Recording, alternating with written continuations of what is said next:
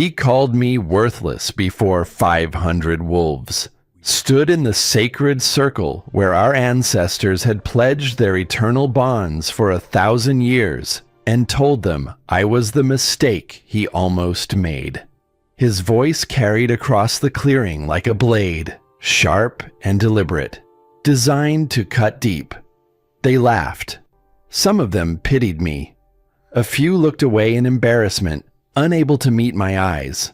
But most just stared, waiting to see me break, waiting for the tears, for the hollow girl to finally shatter like glass beneath the weight of their judgment. I felt it in that moment, the precise second when humiliation should have swallowed me whole, when I should have crumbled beneath his cruelty and their collective scorn. My knees should have buckled. My vision should have blurred with tears.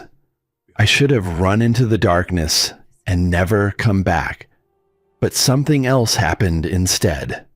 Something that had been sleeping inside me for 22 years opened its eyes. And when it did, the ceremony did not just stop. The entire clearing fell silent. Because the wolfless healer they had mocked, the broken girl they had pitied, the empty shell they had dismissed for as long as she could remember, she was none of those things. She never had been. But I am getting ahead of myself. Let me take you back to where this truly began. Not to the ceremony, not to the humiliation, but to the healing chamber that smelled of sage and moonflower, where my hands did the only thing the Iron Pelt Pack ever valued me for. The wound in Karsten's shoulder was deep. A training accident, he said, though the jagged edges told me it was something far more vicious. Claws, not a practice blade. Someone had meant to hurt him. I did not ask. That was not my role. My role was to fix what others broke. My fingers hovered over the torn flesh, and the silver light came as it always did, flowing from somewhere deep inside me like water finding its way through stone, warm and steady. The gash began to close beneath my touch, the muscle knitting seamlessly, the skin pulling together until only a faint pink line remained where moments ago there had been blood and exposed tissue. Karsten released the breath he had been holding. He rotated his shoulders slowly, then faster, his eyes widening. How do you do that without a wolf? His voice was hushed, reverent almost. I withdrew my hands and reached for the cloth to wipe the blood from my fingers. Some gifts do not require teeth and claws. The pack healers said it would take weeks to mend properly. You did it in minutes. He shook his head, pulling his shirt back on. Thank you, Elowen. Truly. I know the pack does not always appreciate what you do. I managed a small smile, the kind I had perfected over years of practice. They appreciate it when they are bleeding. After he left, I moved through my healing chamber with the methodical precision that had kept me sane since I was old enough to understand what I was not. Dried sage bundles hung from the rafters like prayers no one had answered. Glass jars lined the shelves in neat rows, moonflower petals, silver powder, crushed nightshade berries for fever reduction. Each herb had its purpose, each remedy its place, everything organized, everything controlled, everything except the emptiness inside me. 22 years, and that void had defined every moment of my existence. The Iron Pelt Pack called me the Hollow One when they thought I could not hear. They whispered that I was cursed, broken, a healer with power but no wolf, an anomaly that did not fit into their rigid understanding of what strength looked like. I touched my chest, pressing my palm flat against the space where my wolf should have lived. There was nothing there. Just silence. Just the ache of absence that never dulled, no matter how many wounds I healed, or how many herbs I cataloged, or how many nights I spent telling myself that my worth was not measured by what I lacked. I was 7 the first time children threw stones at me. I remember the sharp crack of rock against my shoulder blade, the sting, the heat of blood trickling down my back. They called me empty shell. Broken thing, said I should have been left in the woods for the real wolves to take. I ran to the river and cried until my throat was raw and my eyes had nothing left to give. That was where Thalrick found me. He was 17 then, not yet alpha, just a warrior with kind amber eyes and hands that were gentle despite their size. He did not try to tell me everything would be fine. Did not offer empty promises. He simply sat beside me in the grass, solid and present, close enough that I could feel the warmth radiating from his body. He stayed until the sobs turned to hiccups, until the hiccups turned to silence, until the pain became something bearable. Finally, he spoke. "You are not empty, Elowyn. You are just waiting for the right moment to be seen." I looked at him through tear-swollen eyes. No one sees me. They only see what I am not. I see you. His voice was quiet but certain, carrying a conviction that felt like shelter. And what I see is someone strong enough to get back up every time they knock you down. That moment changed everything. Over the next 5 years, stolen meetings in moonlit forests became whispered promises. Friendship deepened into something more precious than anything I had known. He brought me flowers that only bloomed under starlight, small white blossoms that glowed faintly in the dark. I healed his wounds after battles, my hands steady even when my heart raced at his nearness. Even when the scent of pine and iron on his skin made my breath catch. When his father died and he became alpha, I feared everything would change. The weight of leadership would make him see me the way the pack did. Useful, but incomplete. A tool, not a partner. Instead, he pulled me close in the darkness of his chambers, his forehead resting against mine, his breath warm on my lips. At the next claiming ceremony, before all the packs, I will make you mine. Wolf or no wolf, Elowyn, I swear it on my blood. I believed him. God help me. I believed every word.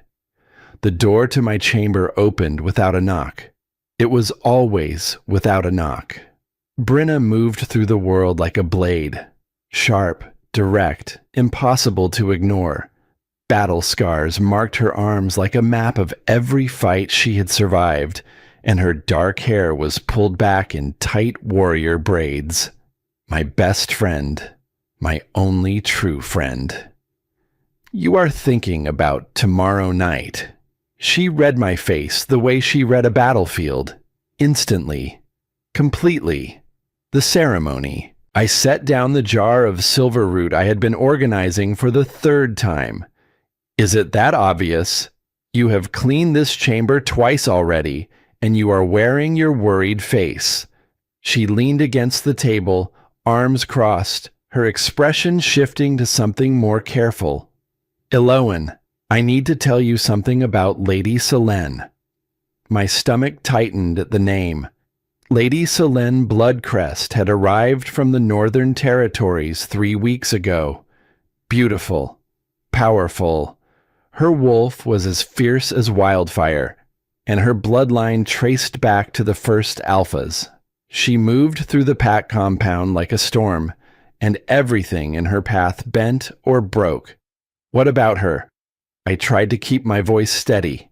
Failed. She has been in closed meetings with Thalrick and the elders every day since she arrived. Brenna's expression was gentle but unflinching. The pack is talking, Elowyn. They say an alpha needs a strong Luna, someone who can fight beside him, bear powerful heirs. He gave me his word. And I hope he keeps it. Brenna moved closer, her hand finding my shoulder and squeezing. But prepare yourself, just in case. I have seen how he looks at her. I have heard the whispers. The elders are pushing hard for a political match. Elder Thalrick especially. I pulled away, turning toward the window where moonlight spilled across the stone floor like liquid silver. 5 years, Brenna. 5 years of promises, of building something real. He would not do this. He is alpha now. And alphas make choices for the pack, not for themselves. My hand drifted to my chest without thinking. The old reflex. The old ache. If I had a wolf, none of this would be happening. Brenna's voice turned fierce behind me. If he chooses her over you, it is not because you are lacking anything.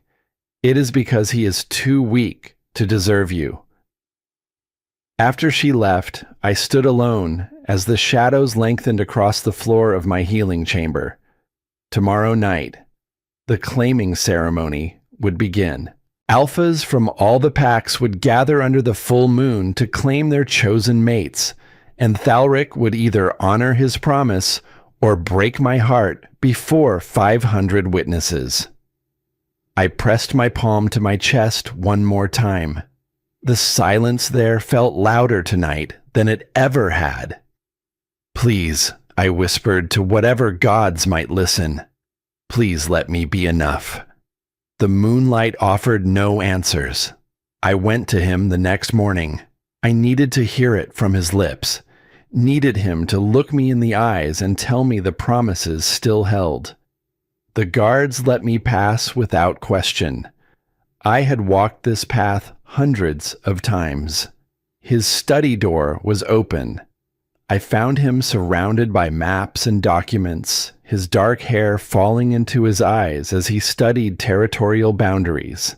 He looked tired, stressed, the weight of leadership carved into the lines of his young face. Thalrick. He glanced up, and for one heartbeat, something flickered in his amber eyes.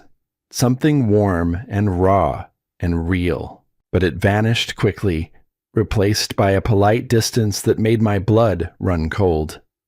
Elowen, I did not expect you. We need to talk about tonight. His jaw tightened. Everything is prepared. The ceremony will proceed as planned. That is not what I mean. I stepped forward, closing the distance between us. You have barely spoken to me in weeks. Since Solène arrived, you have been avoiding me. I see it. Everyone sees it. I have been busy. He cut me off, his voice shifting into the formal tone he used with council members. The responsibility of negotiating alliances, managing pack politics, ensuring our future strength. I am not talking about pack business. I am talking about us. Finally, he looked at me, really looked at me, and what I saw in his eyes made my breath catch. Conflict, regret, and beneath both, a resolution that had already formed, already hardened, already decided. He moved closer, reaching out to touch my face with a gentleness I remembered. For one desperate moment, hope flared in my chest like a match struck in darkness. Elowen, you know I care for you. You have been important to me these past 5 years. The past tense hit me like a physical blow. Are you still going to claim me tonight?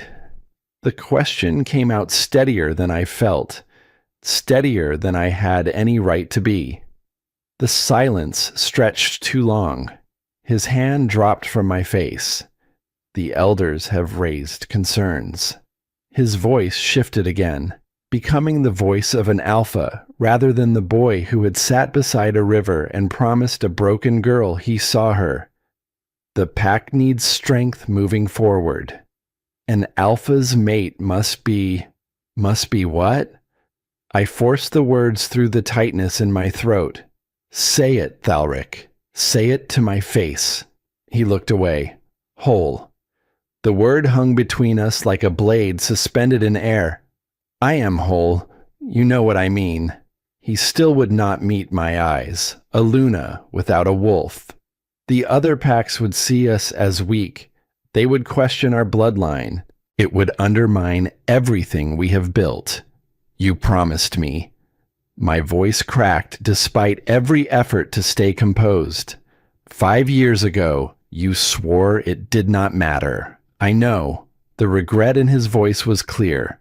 But regret without action is just cowardice wearing a softer mask. I know what I said. But I was not alpha then. I did not understand the full weight of what this title demands. I need you to understand.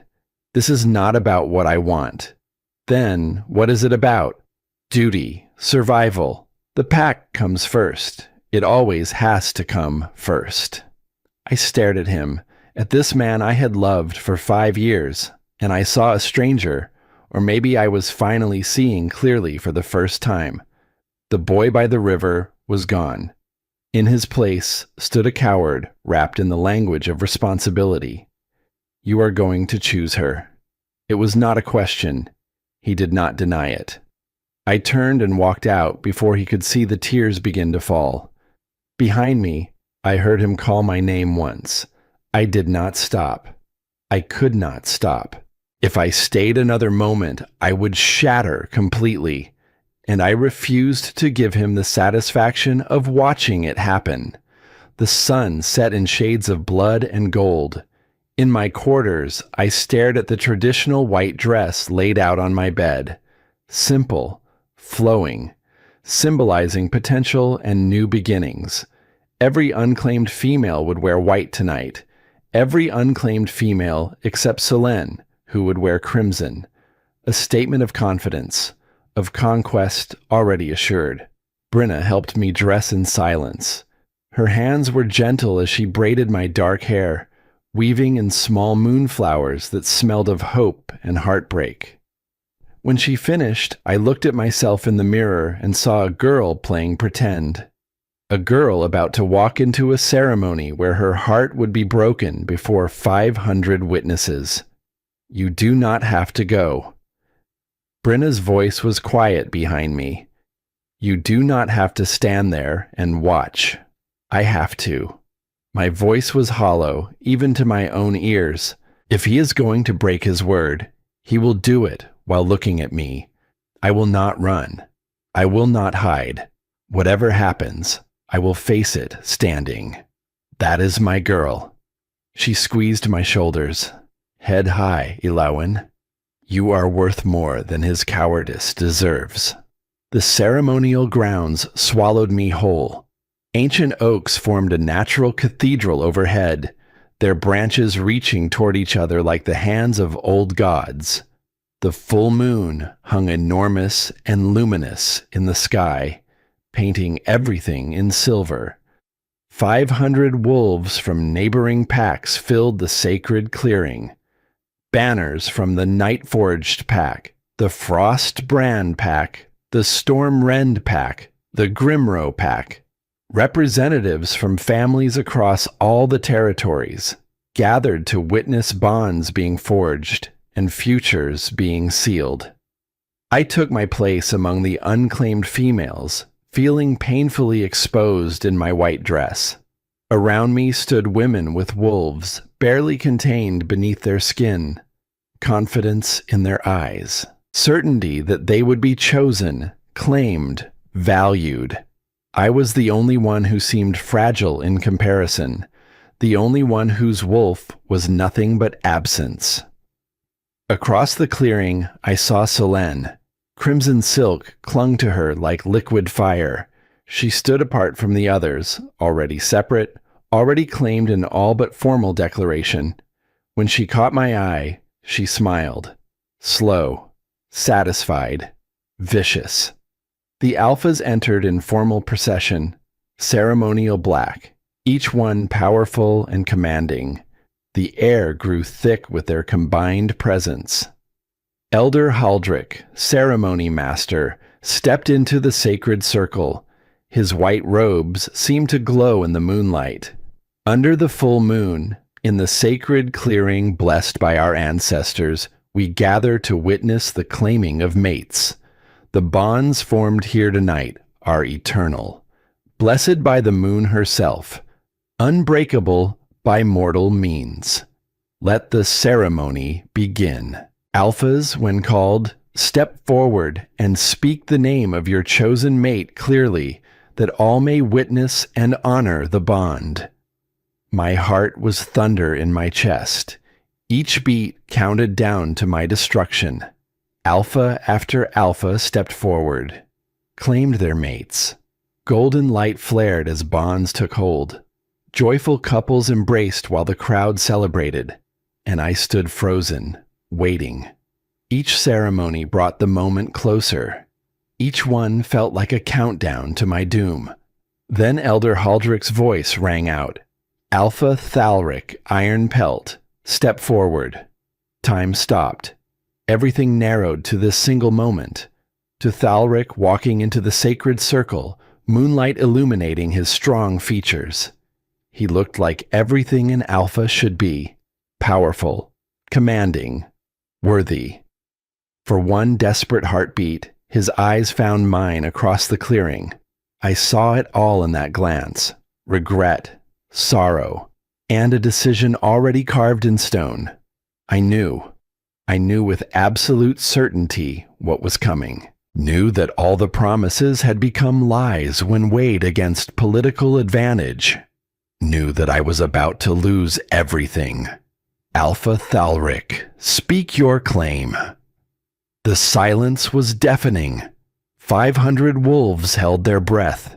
Thalrick turned away from me, turned toward Selene in her crimson dress, triumph already blazing in her violet eyes. I claim Lady Selene Bloodcrest of the Northern Territories as my mate. The world tilted sideways. Sound became muffled as if I were drowning. The physical pain in my chest was real and sharp, as if something vital had been torn out by the roots. But this was not the worst part. The worst was yet to come. Thalrick raised his voice, addressing the assembled packs. His eyes found mine and held them with deliberate cruelty. There is something that must be addressed before this bond is complete. There was one among you who hoped for my claim, who believed in promises made in a different time, under different circumstances. Every eye turned to me. 500 witnesses. Let it be known before all gathered packs. I nearly made a grave mistake. A terrible error that would have weakened our bloodline and shamed our legacy. Aluna must be whole. She must be powerful. She must stand as equal beside her alpha, bringing strength to the union. His amber eyes burned into mine. A wolfless healer, no matter how skilled her hands, cannot fulfill that role. She cannot lead warriors, cannot bear children strong enough to continue our line, cannot be what a Luna must be. Laughter erupted from the crowd. Cruel, mocking sounds that drove into me like claws. The hollow one thought she could be Luna. Imagine a Luna who cannot even shift. She is nothing but a useful tool. Should have stayed in her healing chamber where she belongs. Thalrick was not finished. It would have weakened our bloodline. It would have made us a laughingstock among the packs. An alpha's duty is to his pack's strength above all else. Not to sentimentality, not to pity, not to misguided promises made before understanding the weight of true leadership. I stood frozen. Each word stripped away another piece of my dignity. Tears streamed down my face despite every effort to stop them. My body trembled. I wanted to run, to disappear, to cease existing rather than endure another second. Selene glided past me toward the circle, leaning close enough that only I could hear her whisper, "Did you truly believe he would choose a broken thing like you?" Brenna was pushing through the crowd toward me, fury blazing on her scarred face. But beneath the humiliation, beneath the crushing weight of 500 stares, something stirred, deep inside me. In the place where the hollow space had lived for 22 years, something moved. Heat flooded through my veins like liquid fire. My bones began to ache with sudden, overwhelming pressure. My skin burned as if lit from within. The world sharpened around me. Sounds crystallized.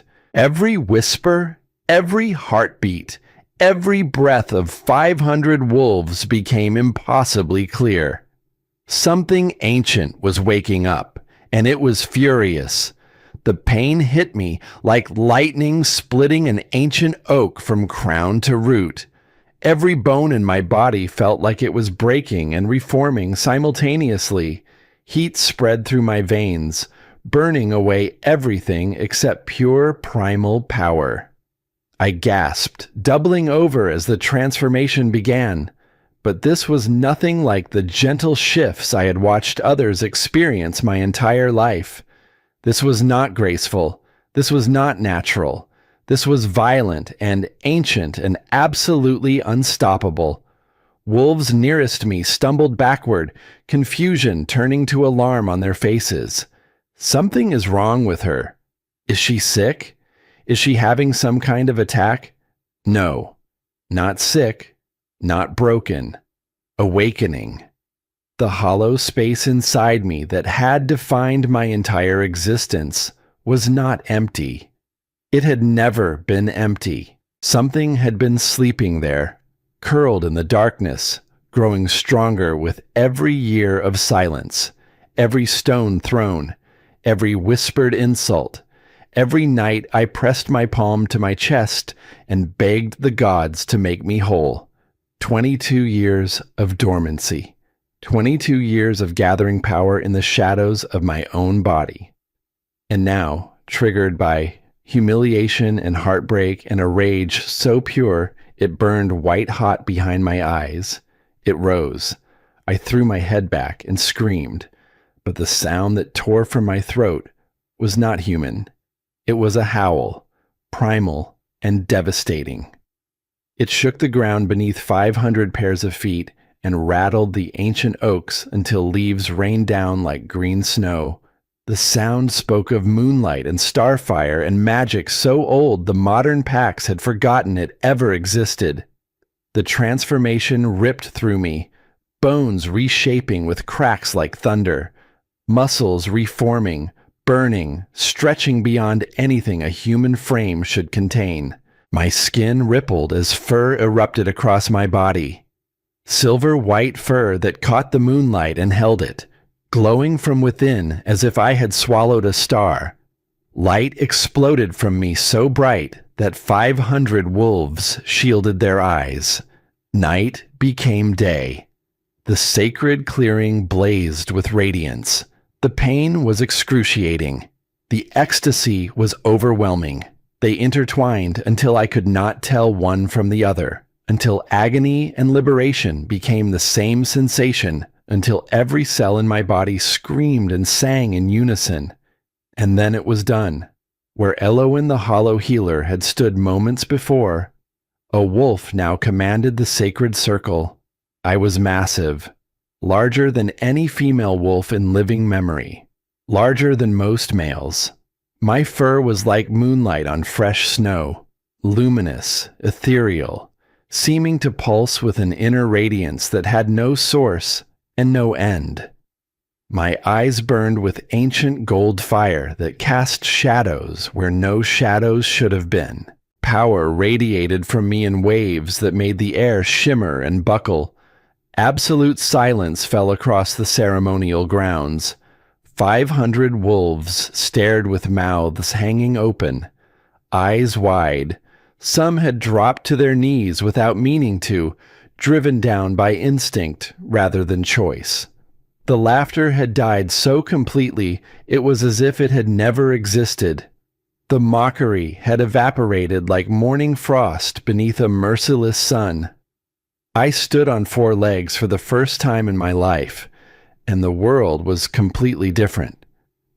Every sense had been heightened beyond imagination. I could smell individual emotions as distinctly as I could smell the sage bundles in my healing chamber. Solenne's disbelief was sharp and acrid, tinged with something darker.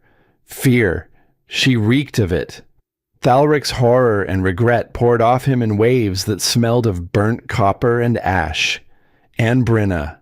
My dear Brenna. Fierce joy mixed with tears. Pride so bright it almost had a color. I could hear hearts beating. Blood rushing. The whisper of wind through oak leaves 300 yards away. I could feel the earth beneath my paws, alive and ancient and singing with power that resonated with whatever had awakened inside me. My wolf consciousness merged with my human mind. Not two separate beings fighting for control, but one, whole, complete, unified in a way I had never experienced in 22 years of fractured existence. For 22 years, they had called me hollow. They had been wrong. I had never been empty. I had been waiting. My luminous wolf surveyed the crowd with predatory awareness. I saw everything with crystalline clarity. The shock, the fear, the sudden dawning realization spreading across face after face that they had deeply, profoundly, catastrophically misjudged what I was. The warriors who had snickered behind my back now trembled. The elders who had lobbied for my dismissal from the pack could not meet my golden eyes. The children of those who had once thrown stones at a 7-year-old girl pressed themselves against their parents in terrified silence. I looked at Thalrick. My wolf studied him with cool detachment, the way one might study an insect on a window pane. The man who had broken my heart seemed small now, insignificant. A coward who had thrown away something precious because he lacked the courage to recognize its value. My wolf felt nothing for him. Not love, not hate, not even contempt. Just the vast, cold emptiness of indifference. I looked at Solenne, watched her triumph drain to disbelief, and then to something that looked very much like terror. Her violet eyes were wide, her crimson dress suddenly garish against the silver light pouring from my body. She took a step backward without seeming to realize she had moved. Good. Let her see what she tried to destroy. Then I felt it. Another presence. Powerful beyond measure. Ancient beyond counting. It pressed against my newly awakened senses like the gravity of a planet, enormous and inescapable. Every instinct in my wolf recognized strength far greater than my own. My wolf did not register him as a threat. She registered him as something far more dangerous, something that made the blood in my veins sing a frequency I had never heard, but somehow already knew. At the edge of the clearing, a figure stepped from the shadows between the ancient oaks. The air itself seemed to change, to thicken, to grow heavier with authority so absolute that breathing became a conscious effort. Every wolf in the assembly felt it simultaneously. The crushing weight of power that made alphas seem like pups. Alpha King Valdris Wolfspire had arrived. He was legend made flesh, the most powerful wolf in all the territories, ruler of the 10 packs. His authority superseded every alpha present the way a river supersedes the stones in its path. I had heard stories of him my entire life, whispered around fires like ghost stories, spoken of with the kind of reverence usually reserved for gods and natural disasters. But I had never seen him. He was tall and powerfully built, moving with lethal grace that spoke not of years, but of centuries of battles fought and survived. Silver streaked through his long black hair like frost on midnight, marking age and wisdom that went beyond anything mortal. His face was sharp-featured and strong-jawed, Neither young nor old, but something timeless, something carved from stone and starlight. Eyes like winter storms surveyed the scene with calm authority, pale gray with steel beneath. Those eyes missed nothing. He wore midnight blue with silver embroidery, formal but clearly designed for a body that had seen more battlefields than banquet halls. Every step he took radiated power that made my newly awakened wolf want to lower her head in submission. But I did not. I held his gaze as he walked forward. Each measured step brought him closer. The crowd parted before him like water before the prow of a warship. No one dared stand in his path. Elder Thalrick immediately dropped to one knee, his ceremonial robes pooling around him. Alpha King. We were not expecting your presence at this. Valdris barely glanced at him. His pale gaze was locked on my wolf form, and I saw something in them I could not quite name. Not threat, not fear, not curiosity, exactly. Recognition, as if he were looking at something he had been searching for across a very long time. He stopped at the edge of the sacred circle, 10 feet from where I stood, close enough that I could smell him. Pine forests and winter storms, cold mountain air and something deeper, something that smelled like the earth after lightning strikes. Ancient, elemental. His voice, when he spoke, was quiet, but it carried absolute authority to every corner of the clearing, to every ear, as if the wind itself chose to amplify his words. Kneel. The command was not directed at me. It was directed at everyone else. The weight of it crashed down like an avalanche. Every wolf in the ceremonial grounds dropped. Alphas, warriors, elders, healers. All pressed to the ground in submission. They could not resist, even if they wanted to. Thalrick went to his knees, head bowed, his face white with shock. Solène was forced down, her crimson dress pooling around her in the dirt like spilled blood. Even Elder Thalrick prostrated himself fully. 500 wolves bowing before their king. Only 2 remained standing. Valdris and me. Gasps rippled through those who dared to look up. No one refused the Alpha King's command. No one in living memory had remained standing when Valdris Wolfspire spoke that word. But I was newly born into power I did not yet understand, and my wolf recognized him not as a master to submit to, but as something else entirely, something that called to the ancient blood flowing through my veins, something that resonated at a frequency I felt in my bones and my teeth and the very marrow of my being. Valdris's lips curved into something that was not quite a smile. It was closer to approval, satisfaction, the expression of a man who has searched the horizon for 100 years and finally seen what he was looking for.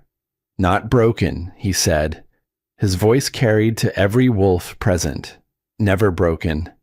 He took another step closer, and my wolf did not retreat, did not lower her head, did not flinch, just sleeping, waiting for the right moment to wake. Those ancient eyes blazed with an intensity that should have been terrifying, but instead felt like warmth, like recognition, like the first light of morning after the longest night of your life. Do you know what you are, little wolf? I could not speak in this form, could only hold his gaze as power crackled between us like static before a thunderstorm. The air shimmered where our auras met, silver white and midnight blue, dancing against each other in patterns that looked almost deliberate, almost like language. Valdris turned to face the assembly, and his voice rang with the authority of a king delivering a verdict. This wolf carries starborn blood. Shocked murmurs erupted across the clearing. Younger wolves looked confused, exchanging glances. But the elders, The elders' faces filled with something I had never seen directed at anything connected to me. Awe. Pure, trembling, disbelieving awe. The ancient lineage of the first shifters, Valdris continued, born directly from the moon's blessing, extinct for 5 centuries. He paused, letting the weight of those words settle over the crowd like a burial shroud over everything they had ever believed about me. Or so we believed. He looked back at me, and something shifted in his expression. Something almost like wonder broke through the granite composure of a king who had ruled for longer than most bloodlines had existed. Starborn wolves were the original shifters. They could heal with a touch. Could shift at will, not bound by the moon's cycles. Their power exceeded anything the modern packs possess. Then he leaned closer, his voice dropping to something intimate, something meant for my ears though others caught fragments. Starborn do not wake by accident, little wolf. The last time one awakened was before a great war. Remember that. The words settled into me like seeds in dark soil.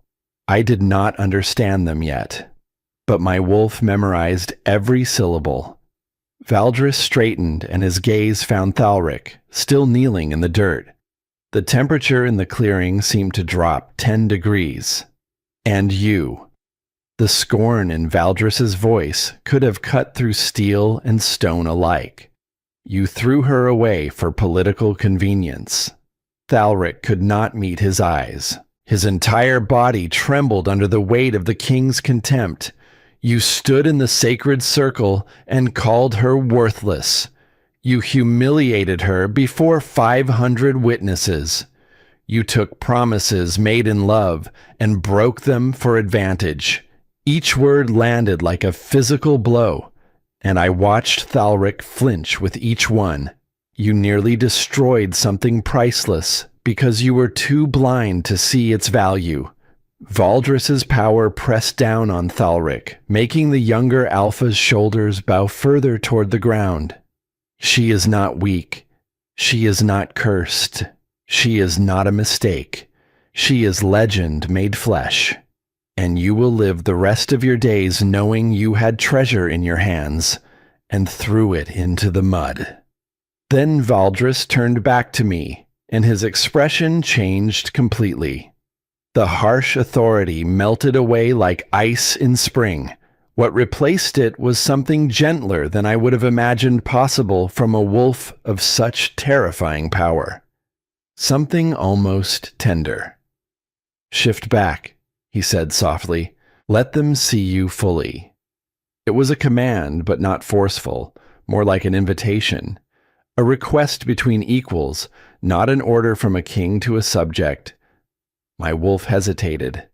This form was new, powerful, everything I had dreamed of for 22 years. Returning to human felt like losing something precious I had only just found. But I felt the pull of his words, felt something deeper calling between us, ancient to ancient, starborn to whatever Valdris was. Something that predated language and logic and the rational mind.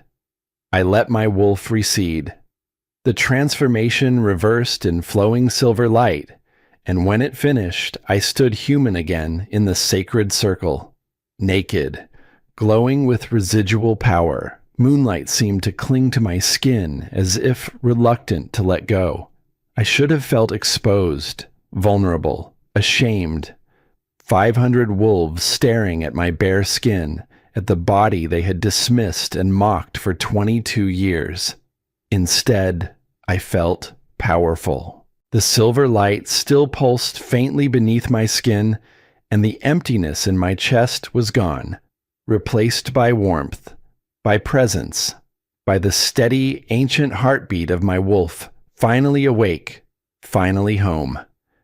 Valdris removed his formal cloak in one smooth motion and approached slowly. He draped it around my shoulders with careful respect, the midnight blue fabric warm from his body and smelling of pine and storms and centuries of solitude.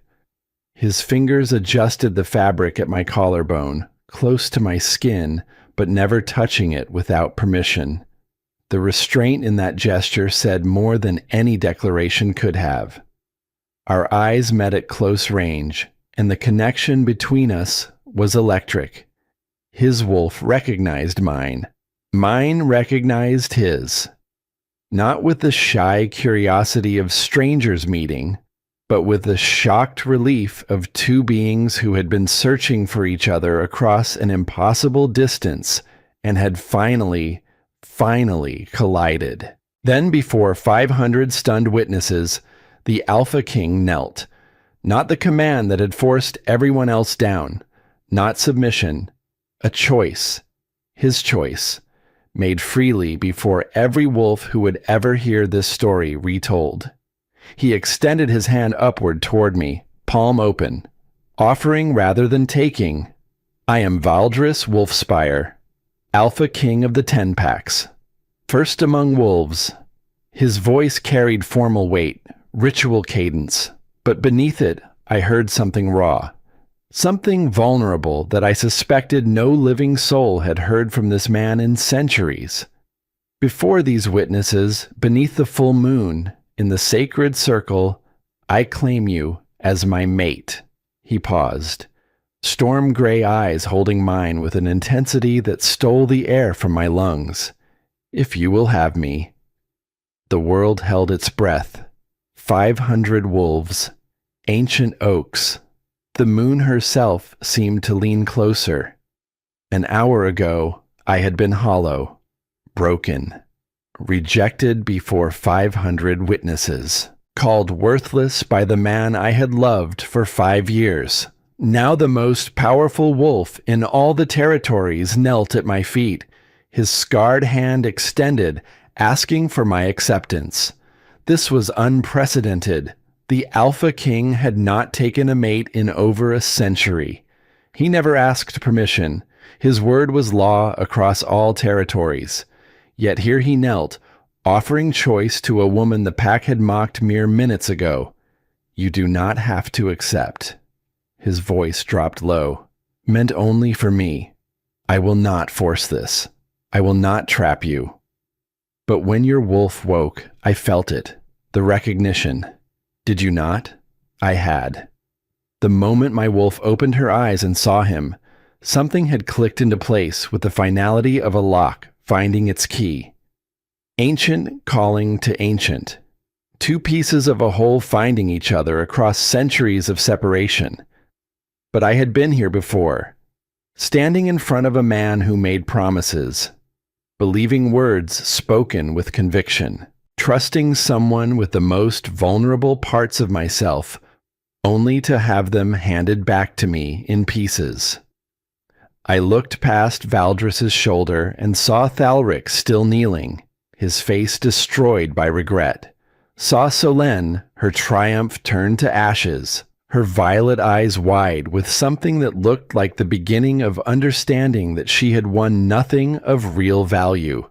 Saw the crowd who had laughed at my pain now watching in stunned, humbled silence. Then I looked back at the man before me. This king who had defended me before he owed me anything, who had revealed my true nature without asking for payment, who knelt when he could have commanded, but trust was a wound that had not yet healed. Why should I believe you? The question left my lips before I could stop it, raw and honest and stripped of any pretense. Every wolf in the clearing heard it. Heard a woman who had been broken by promises ask the most powerful wolf alive to justify his words. The audacity of it made several elders gasp. Valdris did not flinch, did not bristle at being questioned before his subjects.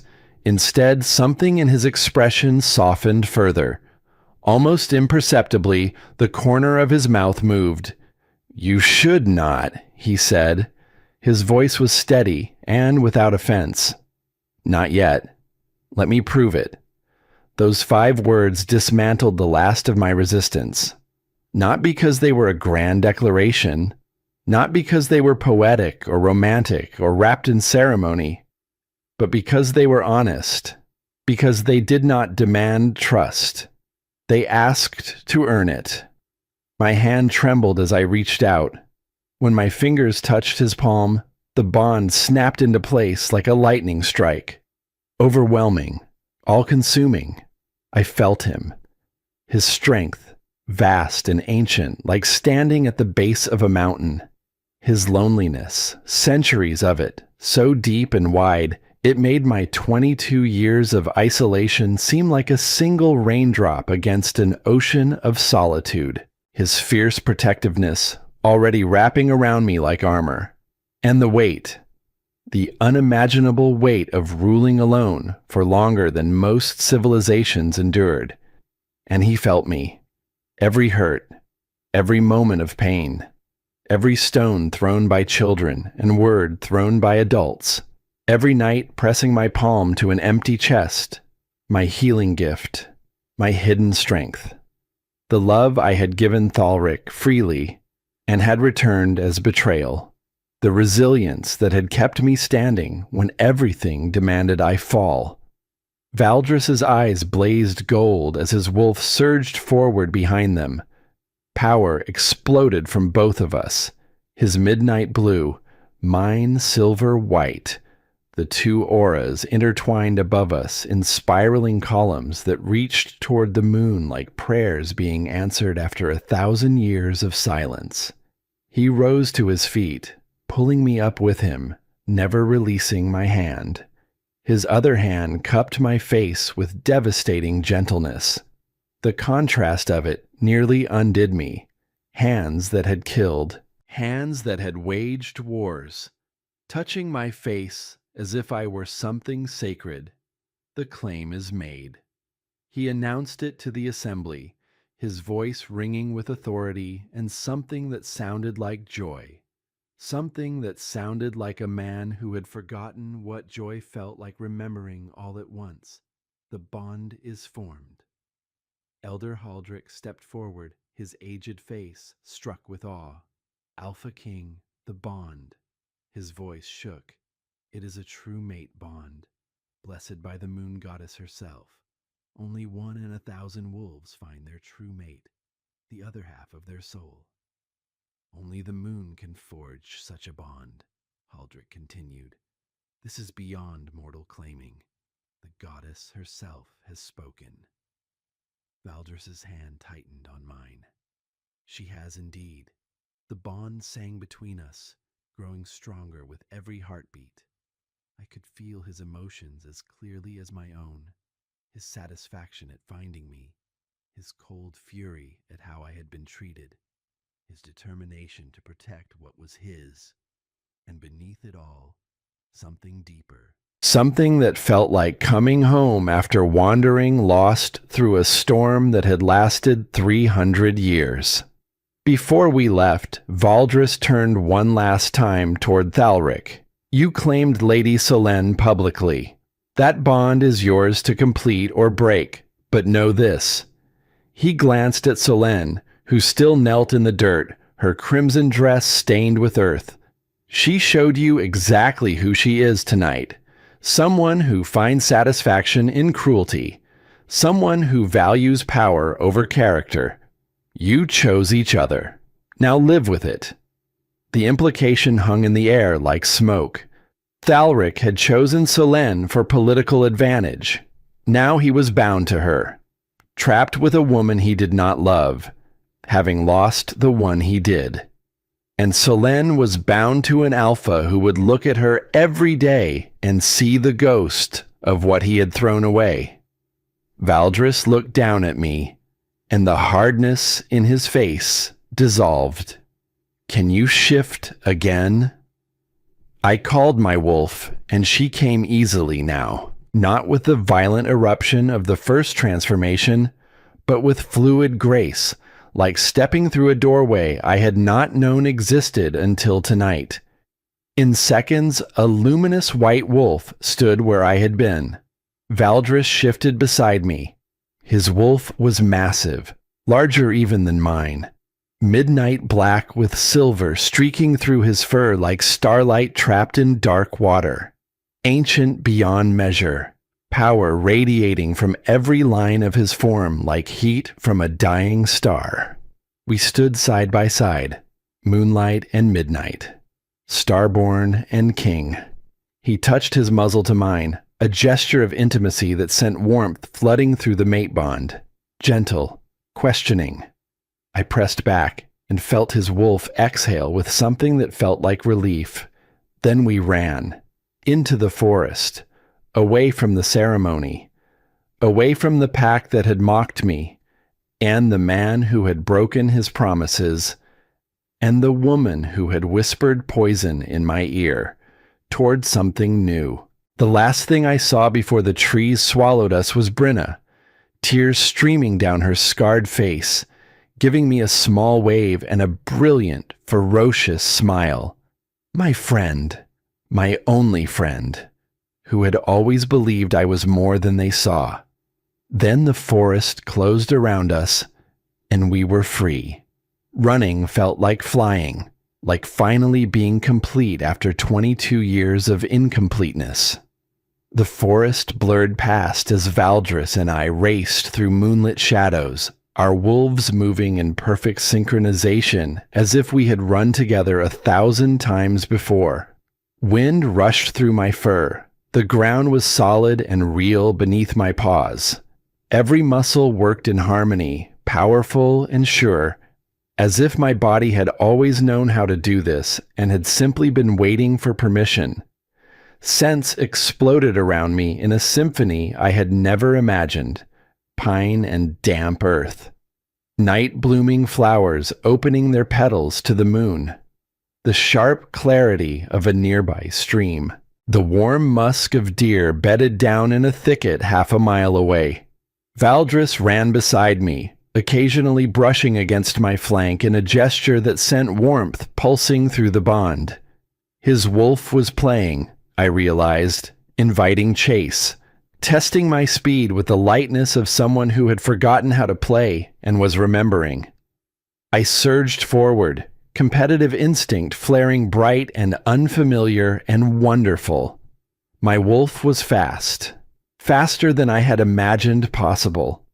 The trees became a blur of bark and moonlight. I pulled ahead, glancing back to see amusement dancing in his storm-gray eyes. He caught up effortlessly, his greater size and centuries of experience giving him the advantage. But he did not pass me. Just ran alongside, matching my pace perfectly. 2 wolves in moonlight. One who had waited 22 years to run. One who had waited far longer to have someone to run beside. We ran until the forest opened onto a ridge overlooking the valley below. Moonlight bathed everything in silver. Stars scattered across the sky like diamonds flung by careless gods. The ceremonial grounds were far behind us now, just distant lights in the darkness. A chapter closed, a door shut. I shifted back to human form, the transformation becoming easier each time, like a language I was learning rapidly through immersion. Valdris shifted beside me, and we stood together in the moonlight, both breathing hard from the run, both glowing with residual power that had not quite settled beneath our skin. That was, I could not find words large enough for what I had just experienced, for the sensation of 4 legs and wind and earth and absolute freedom. Freedom. Valdris's voice was warm in the darkness, what you should have had from birth. I wrapped my arms around myself, the night air cool against my skin. His cloak had been lost in the shift, and I was aware of my nakedness, but strangely unashamed. My body had just done something miraculous. It felt wrong to be embarrassed by it. Valdris seemed entirely unconcerned with his own bare skin, comfortable in his body in a way that spoke of centuries of shifting, of treating the boundary between human and wolf as nothing more significant than the boundary between breathing in and breathing out. Is this real? I whispered, staring out at the valley painted in silver and shadow. Not a dream brought on by heartbreak and humiliation. It is real, Elowen, all of it. He moved to a large stone, still warm from the afternoon sun, and settled onto it, gesturing for me to sit beside him. I did. The stone was smooth beneath me, and the warmth of it felt grounding, real, present. Why did you come tonight? The question burst out, carrying all the raw honesty of a woman who had learned the hard way that beautiful moments could be built on foundations of sand. To the ceremony? I heard rumors 3 months ago. His voice was quiet, contemplative. A wolfless healer in the Iron Pelt Pack with unusual powers. Healing abilities that surpassed normal pack healers by orders of magnitude. Silver light that should not exist without a wolf to channel it. You came to investigate me. I came because something told me those rumors meant more than they seemed. His hand found mine in the darkness. His skin was warm and rough with calluses and scars. A warrior's hand. A king's hand.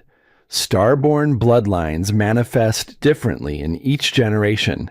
Sometimes as enhanced healing, sometimes as the ability to shift without the moon, sometimes as power that sleeps until the right catalyst awakens it.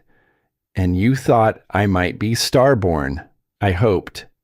His thumb traced slow circles on my palm, and the mate bond hummed with each point of contact. The bloodline was thought extinct. But legends spoke of dormant periods, times when starborn wolves seemed gone from the world, only to reappear when they were needed most. I looked at our joined hands. His were scarred from battles I could not imagine, marked by time and violence and the weight of decisions that had shaped the fate of thousands. Mine were smooth, marked only by years of healing work, of pressing herbs against wounds, of coaxing broken flesh to knit itself whole. When you stood in that circle tonight, Valdris continued, his voice taking on a quality I had not heard before, something raw, something vulnerable. Before anything happened, before your wolf woke, I felt it. The pull of recognition. My wolf knew yours was there, sleeping, waiting. Knew it the way the tide knows the moon. But my wolf had not emerged yet. True mate bonds exist before wolves recognize them, before either party understands what they are to each other. His eyes found mine in the moonlight, steel and silver in the half-dark, and the intensity in them made my breath falter. I came to the ceremony planning to observe, to see if my suspicions about your bloodline were correct. Then I watched that boy reject you publicly, humiliate you before everyone. His jaw tightened. The hand holding mine gripped harder. I watched you standing there, breaking, and I felt your pain like it was my own. And I thought, this woman has endured 22 years of mockery, of being called broken and hollow and worthless. She stood alone against a pack that used her but never valued her. And still she came to that ceremony with her head high, ready to face whatever came. I thought I was going to lose everything. My voice was barely a whisper. Instead, you found what had always been inside you. His hand moved to cup my face, and the touch sent silver light flickering across my skin where his fingers made contact. Your wolf did not awaken despite the pain. Elowen. She awoke because of it. Because you had finally been pushed far enough, hurt deeply enough, that the protective barrier keeping her dormant shattered. I leaned into his touch, still trying to process the enormity of everything that had changed. An hour ago, I had nothing. Now I had a wolf, a mate bond, and the most powerful wolf in existence looking at me like I was the answer to a question he had stopped asking a very long time ago. There was a scar on his chest. I had noticed it during the shift. A jagged line running from his left collarbone to just above his heart. Old, deep. The kind of wound that should have killed whoever received it. Without thinking, I reached out and pressed my fingers to it. Silver light bloomed from my palm. The scar tissue warmed beneath my touch, and Valdris went completely still. His breath stopped. His entire body became motionless in a way that had nothing to do with calm and everything to do with shock. "What are you doing?" His voice was rough. "I do not know." It was honest. My hand had moved on instinct, guided by the same force that had always guided my healing. The light pulsed gently, sinking into the old wound, and I felt something shift beneath my fingers. Not the physical tissue, something deeper. An old pain releasing its grip by a fraction. Valdris exhaled slowly, shakily. That scar is 300 years old. No healer has ever been able to touch it, not even to ease the ache. I pulled my hand back, suddenly uncertain. "I am sorry. I should have asked. Do not apologize." His voice was strange, thick with an emotion I could not identify. For 300 years that wound has ached. Every day, every night. You touched it for 10 seconds, and for the first time in 3 centuries, it does not hurt. He stared at me with an expression I was beginning to recognize. The same look he had given me across the sacred circle. Wonder. "What happened?" I asked softly. 300 years ago? His eyes shifted to the horizon where the first suggestion of dawn was beginning to lighten the sky from black to deep blue. My first mate, my first bond. She was killed in the War of the 5 Packs. I could not save her. This scar is from the blade that took her from me. I survived the wound. I never fully survived the loss. The words were delivered simply, without drama, without self-pity. Just facts, stated by a man who had carried them for 300 years and had long ago stopped expecting anyone to understand. But I understood. Not the specifics, not the centuries, but the core of it. The hollow space left behind when someone you love is taken from you. The way absence becomes a companion, the way you learn to function around the void without ever forgetting it, is there. How long were you alone? Since her. His thumb resumed its slow circles on my palm. I ruled alone, fought alone, made every decision alone. I stopped hoping decades ago. Accepted that I would live the rest of my considerable existence without a bond, without warmth, without someone who could touch an old wound and make it stop aching. He turned to face me, and the dawn light caught his features, softening the sharp angles, illuminating the silver in his hair. Storm gray eyes met mine. Then your wolf woke up across an entire territory, and mine nearly tore through my skin to reach you. The silence between us was not empty. It was full of things too large for words. 2 broken people finding each other in the wreckage of their separate agonies. A woman who had been hollow for 22 years. A king who had been hollow for 300. He leaned forward. His forehead touched mine. The mate bond sang between us, warm and steady. "I need you to know something, Elowen." He spoke against my skin, his breath warm, his voice barely above a whisper. "I will not rush you. I will not trap you. The bond exists regardless of what we choose to do with it. You can have time, space, whatever you need. Why are you being so careful with me?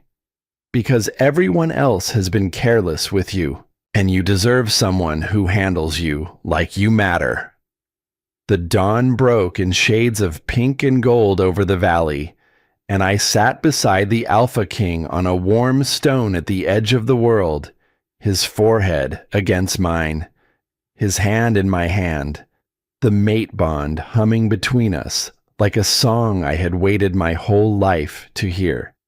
Somewhere behind us, the Iron Pelt Pack was waking to the reality of what they had lost.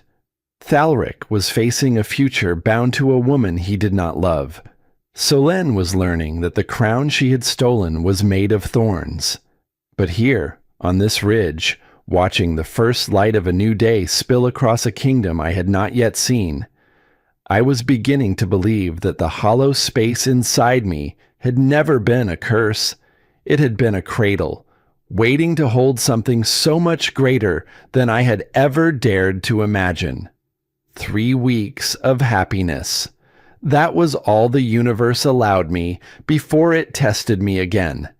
The kingdom had welcomed me with a mixture of awe and calculation. Valdris presented me to the court as his true mate and their queen. The council bowed. The people stared. Some whispered with reverence about the starborn bloodline returned from extinction. Others whispered with suspicion about a wolfless healer elevated beyond her station overnight. I did not care about whispers. I had survived 22 years of them. What I cared about was this new life unfolding before me like a flower I was terrified to touch, for fear it would crumble. The palace of white stone that glowed in the sunlight. The gardens where I could grow herbs I had only read about in ancient texts. The healing rooms Valdris had built for me without being asked, stocked with everything I could need, and several things I had not known I wanted. He had paid attention to my hands when they moved over remedies, had noticed which jars I reached for most, had remembered, and Valdris himself. He courted me with the patience of a man who understood that trust, once broken, could only be rebuilt one careful gesture at a time. He did not rush, did not push. He brought me books about starborn history from the oldest sections of the palace library, leather-bound volumes that smelled of centuries. He walked with me through the city, introducing me to his people with quiet pride in his voice.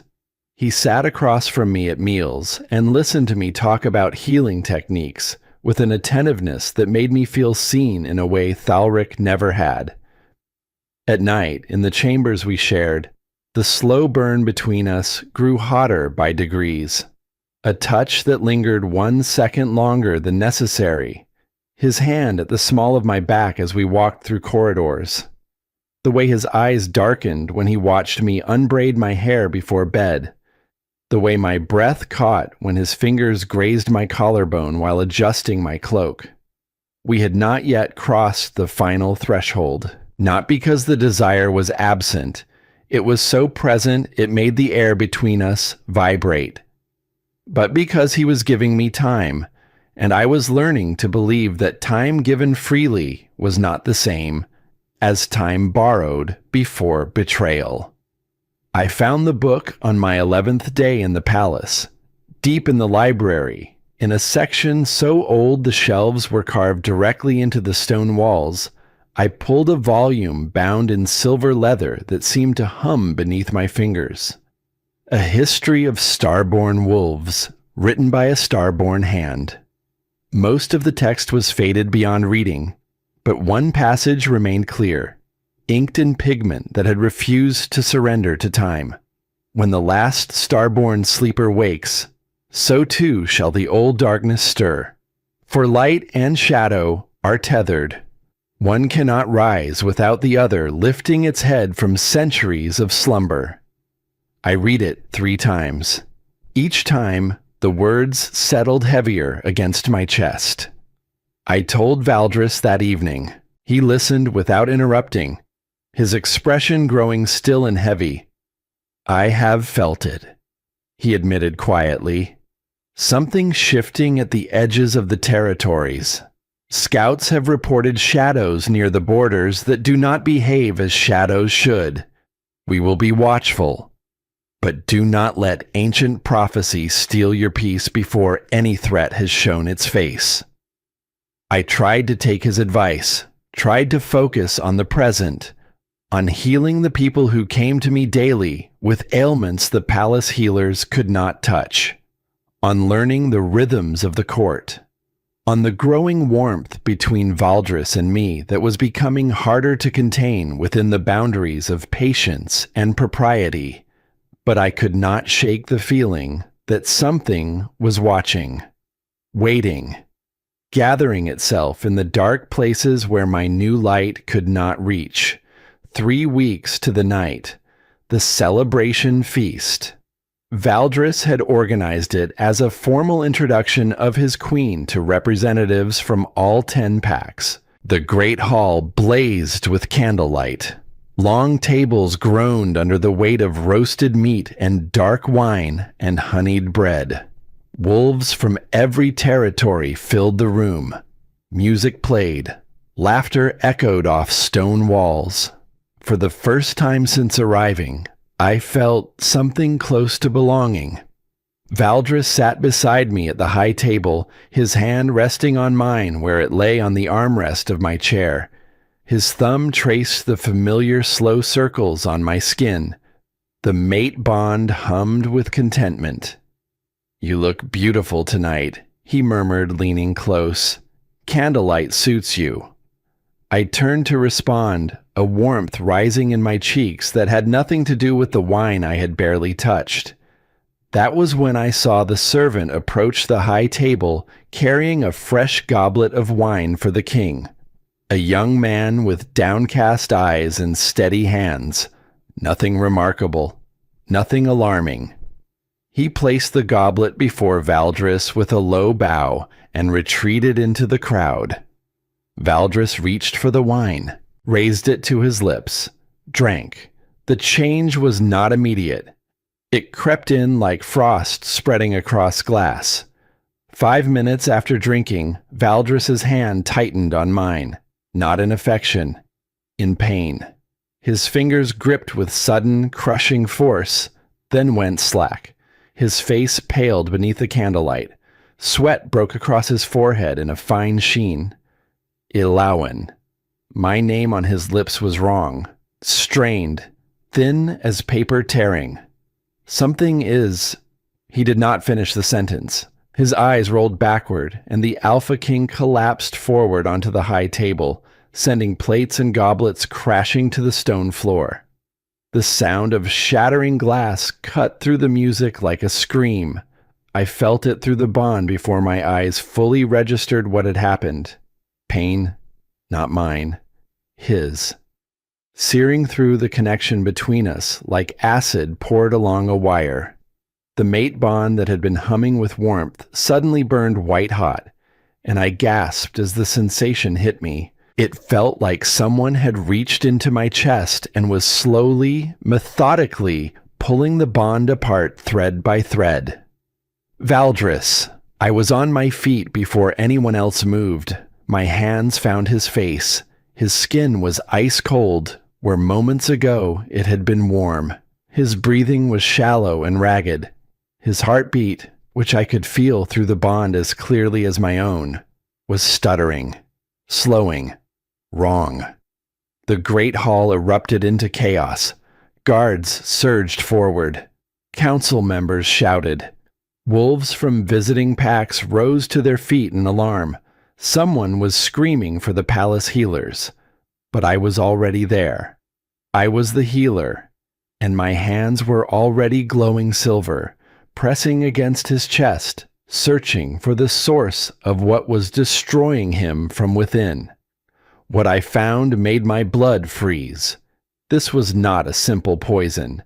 This was something ancient, something designed specifically to attack the mate bond itself, to corrode the connection between two bonded wolves until the thread snapped, and when a true mate bond broke, when a bond blessed by the moon goddess herself was severed by force, both wolves died. Whoever had done this knew exactly what they were targeting. The palace healers arrived within minutes. 3 of them. Experienced. Competent. They examined the king with practiced efficiency, and one by one their faces went pale. "We cannot identify the compound," the eldest said, her voice tight with controlled fear. "It is unlike anything in our records. We do not know how to counter it." I looked at Valdris's face, gray now, the color of ash, the color of endings. Through the bond I could feel him fading. Not gone yet, but diminishing, like a fire being slowly, deliberately smothered. How long? My voice sounded like it belonged to someone else, someone made of iron. The healer hesitated. "If the bond is the target and the corrosion continues at this rate, 3 days, perhaps less. If the bond breaks entirely..." She did not need to finish. 3 days. 72 hours before the bond shattered and took both of us with it. Valdris was carried to our chambers. I walked beside the guards who bore him, my hand never leaving his, my silver light pulsing steadily against his skin in a desperate attempt to slow what I could not yet stop. The bond was still there, damaged, fraying, but present. As long as it held, there was time. The court erupted around me like a hive struck with a stone. Council members argued in corridors. Guards swept the palace searching for the servant who had carried the wine. He had vanished. Suspicion turned in every direction. And in the shadows of that chaos, I heard the whispers begin. The new queen arrives, and within 3 weeks, the king falls. Perhaps she brought this upon him. Perhaps the starborn bloodline carries a curse along with its power. Perhaps she is not what she claims to be. I ignored them. I had been whispered about my entire life. Whispers could not touch me now. Only one thing mattered. On the second morning, the investigation turned up a name. The servant who had poisoned the wine had been hired through an intermediary connected to a minor lord on the council. Under questioning, the lord broke. The poison was not his idea. The formula had come from the northern territories. An ancient compound, nearly forgotten, passed through a chain of hands designed to be untraceable, but not untraceable enough. The chain led back to Solène Bloodcrest, bound to Thalrick by the claiming ceremony, humiliated by the revelation of my starborn blood. Stripped of the triumph she had savored, she had not accepted her defeat. She had retaliated with the patience and precision of a woman who understood that the most dangerous blade is the one you never see coming. I received this information standing at Valdris's bedside. His breathing had grown shallower overnight. The mate bond flickered like a candle in a storm. I could feel it weakening, the threads fraying one by one, and each severed strand sent a jolt of pain through my chest that made me want to scream. But I did not scream. I did not cry. I did not collapse. Instead, I looked at the council members gathered in the doorway of the king's chambers. These men and women who had watched me arrive with suspicion, who had questioned my worthiness in polite language that barely concealed their contempt, who were now staring at me with uncertainty, waiting to see what the new queen would do when her king lay dying and the court was fracturing around her. I stood up straight. I let the silver light in my veins rise to the surface until it glowed visibly beneath my skin. I felt my wolf stir, massive and ancient and furious, pressing against the boundary of my human form. "I am your queen," I said. My voice carried across the chamber with an authority I did not know I possessed until the words were already in the air. "I am starborn, and I will save my mate. Anyone who wishes to stand in my way is welcome to try. No one moved, no one spoke, no one breathed. I turned back to Valdris, pressed my glowing hands to his chest, felt the damaged bond beneath my palms, fraying, weakening, dying by degrees. The palace healers said there was nothing they could do. The conventional methods could not reach a poison designed to attack the bond itself. But I was not conventional. I had never been conventional. I was starborn, the last of a bloodline that had healed wounds the modern packs could not imagine. I remembered the scar on his chest, 300 years old. No healer had ever been able to touch it. I had eased its pain in 10 seconds on a moonlit ridge. If I could reach a 300-year-old wound with my touch, I could reach a 3-day-old poison. But not from the outside, not through skin and muscle and bone. I needed to go deeper. The old starborn text I had found in the library spoke of a healing that went beyond the physical, a technique the ancient starborn used to mend bonds that had been damaged by dark magic. The healer entered the mate bond itself, traveled through it into the consciousness of their bonded partner, and fought the corruption from within. The risk was absolute. If I failed, if the bond broke while I was inside it, we both died, not separately, together, tangled in the wreckage of a connection that was never meant to be severed. I prepared through the second night, read every fragment of the starborn text I could decipher, memorized the pathways described in faded ink, practiced channeling my silver light into the bond rather than through my hands. On the dawn of the third day, with less than 24 hours remaining before the bond collapsed entirely, I sat beside Valdris on our bed. His face was gray. His breathing was barely perceptible. The mate bond between us was a single flickering thread where once there had been a river of light. I pressed my forehead to his, closed my eyes, let my silver light pour into the bond like water finding a crack in a dam, and I went in. The inside of the mate bond was nothing like I expected. I had imagined light, warmth, the familiar hum that pulsed between Valdris and me when our hands touched or our eyes met across a crowded room. Instead, I found myself standing in darkness so complete it had texture. It pressed against my skin like wet cloth. It filled my lungs with every breath. It tasted of ash and iron and the slow decay of something that had once been magnificent. This was what the poison was doing to our bond, turning light into darkness, turning warmth into void, turning the connection between two souls into a corridor of rot. My silver light guttered in this place, the glow that had always come so easily, that had healed wounds and closed gashes, and earned me the only value the Iron Pelt Pack had ever granted me, flickered like a candle in a gale. The darkness pressed against it from every side, hungry, deliberate, wanting to swallow the last of what made me starborn.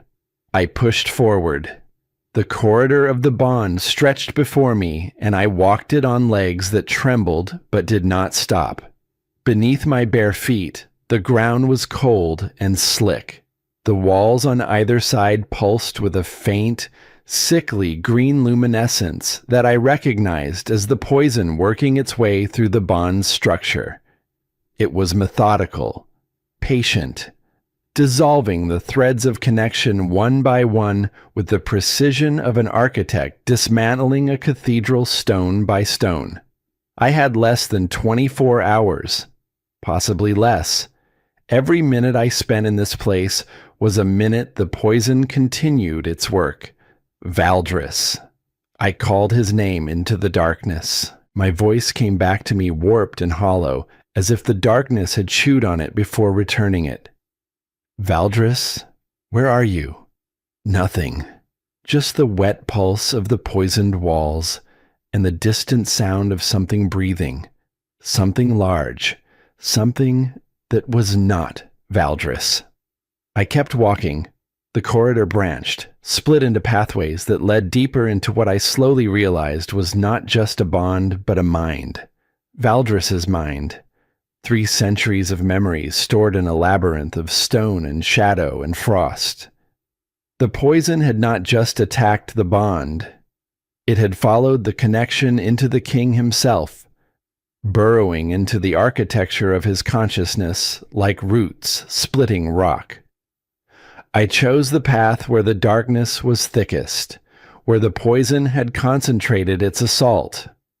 Logic told me that if the corruption had a center, that was where I would find Valdris, and if I could reach him, if I could anchor my light to his presence, together we might burn the poison out. The first memory hit me without warning. One moment I was walking through darkness.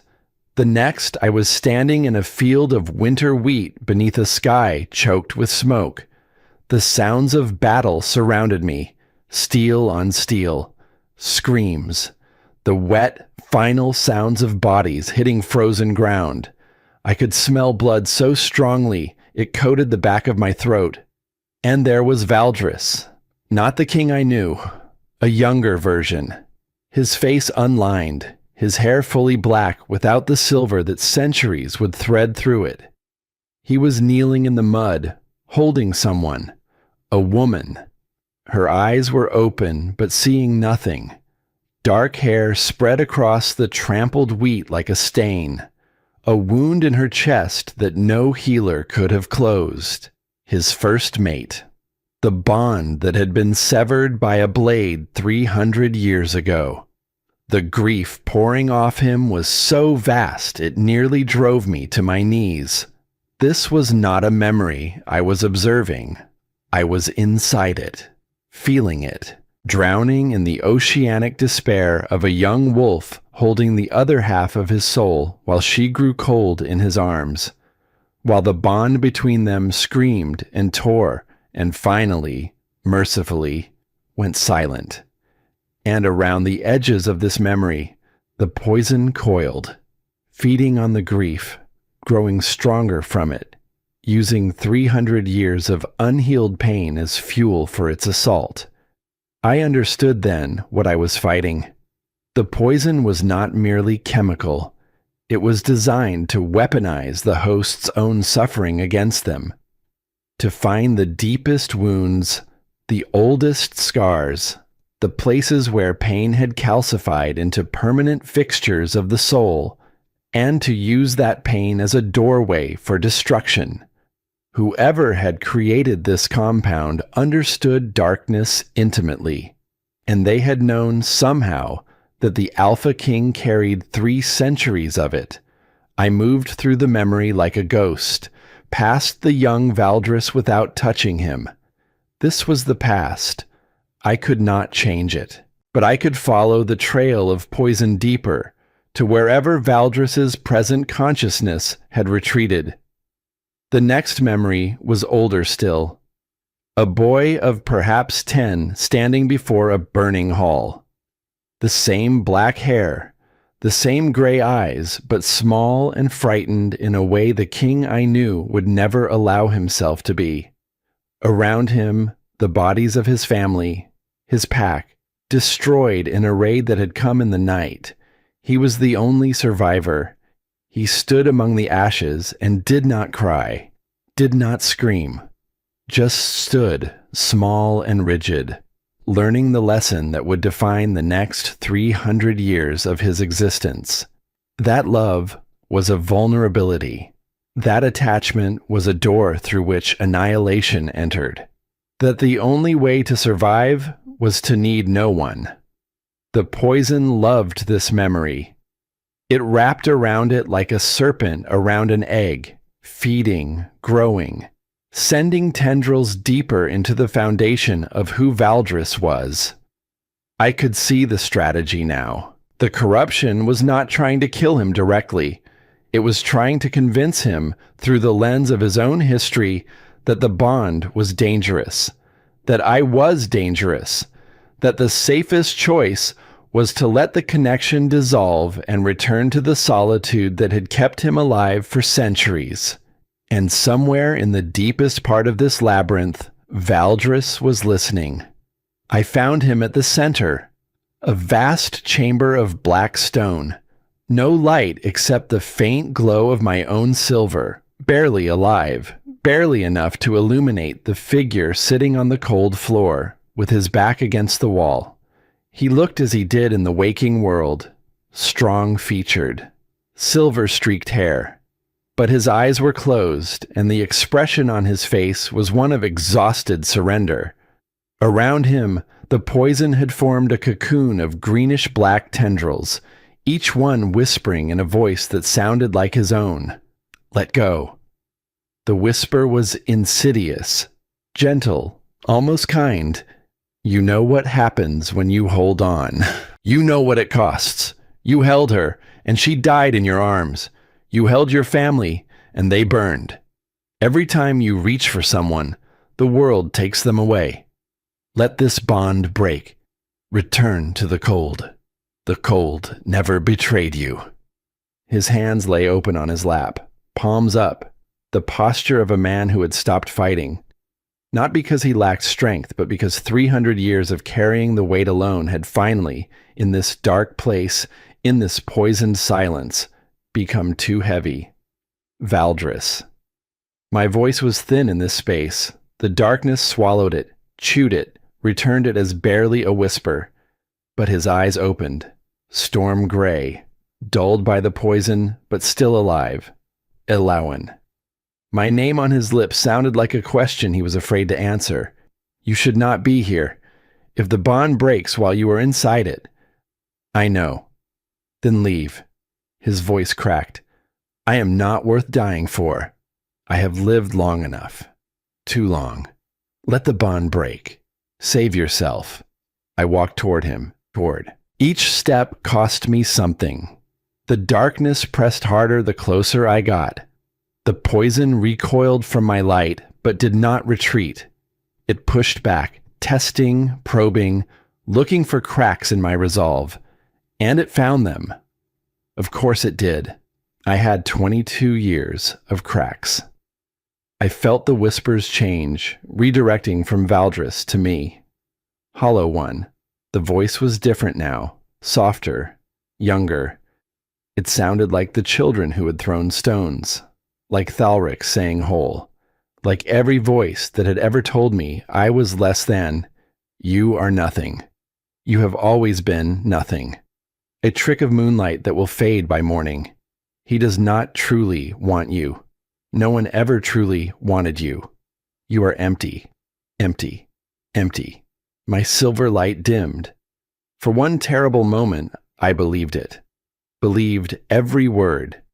22 years of conditioning does not evaporate in 3 weeks of happiness. The hollow space may have been filled by my wolf, by the bond, by Valdris, but the memory of emptiness was carved into my bones, and the poison knew exactly where to press.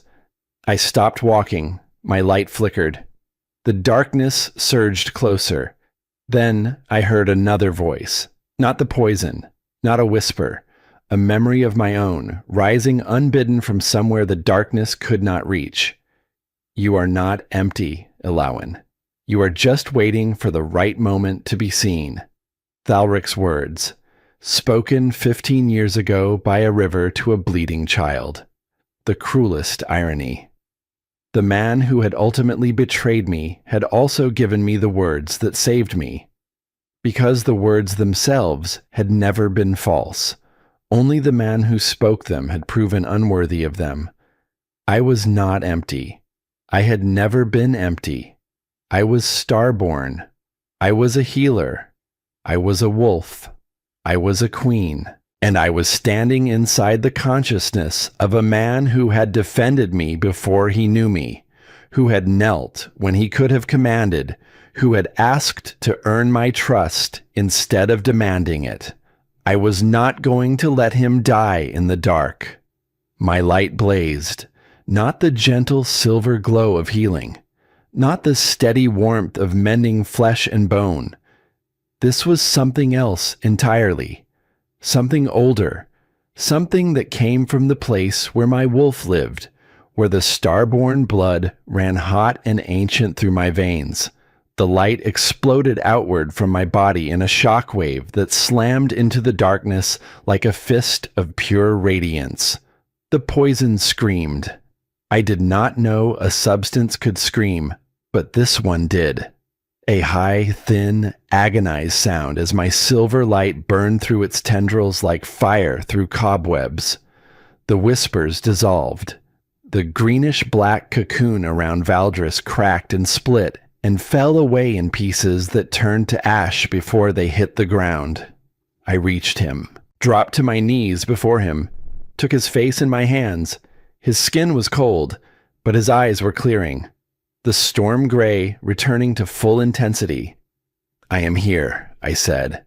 I am not leaving. I am not letting you go back to the cold. The bond. His voice was raw. The poison. I can still feel it. I know. I pressed my forehead to his. The same gesture he had used on the ridge that first night. The gesture that had become ours. A language of foreheads and breath and closeness that needed no translation. I need you to fight with me. Not for me. With me. Can you do that? His hands came up, covered mine where they held his face. I felt his wolf stir behind his eyes. Felt the ancient, enormous power of the Alpha King gathering itself in the ruins of the darkness. Together, he said, we burned the poison out together. My silver light and his midnight blue power intertwined, spiraling through the corridors of his mind, searing through every pocket of corruption. The darkness fought back. It threw memories at us like weapons. His first mate dying, my humiliation in the sacred circle, his centuries of solitude, my years of being called hollow. Every wound, every scar, every moment of suffering we had each endured was hurled against us in a last, desperate assault. But the darkness had miscalculated. It had assumed our pain would divide us. Instead, our shared understanding of suffering became the bridge between our lights. I knew what it meant to be alone. He knew what it meant to lose everything, and together, standing in the wreckage of our separate histories, we were not weaker for our wounds. We were forged by them. The last of the poison burned away in a flash of silver and blue that shook the foundations of the bond itself. The darkness receded.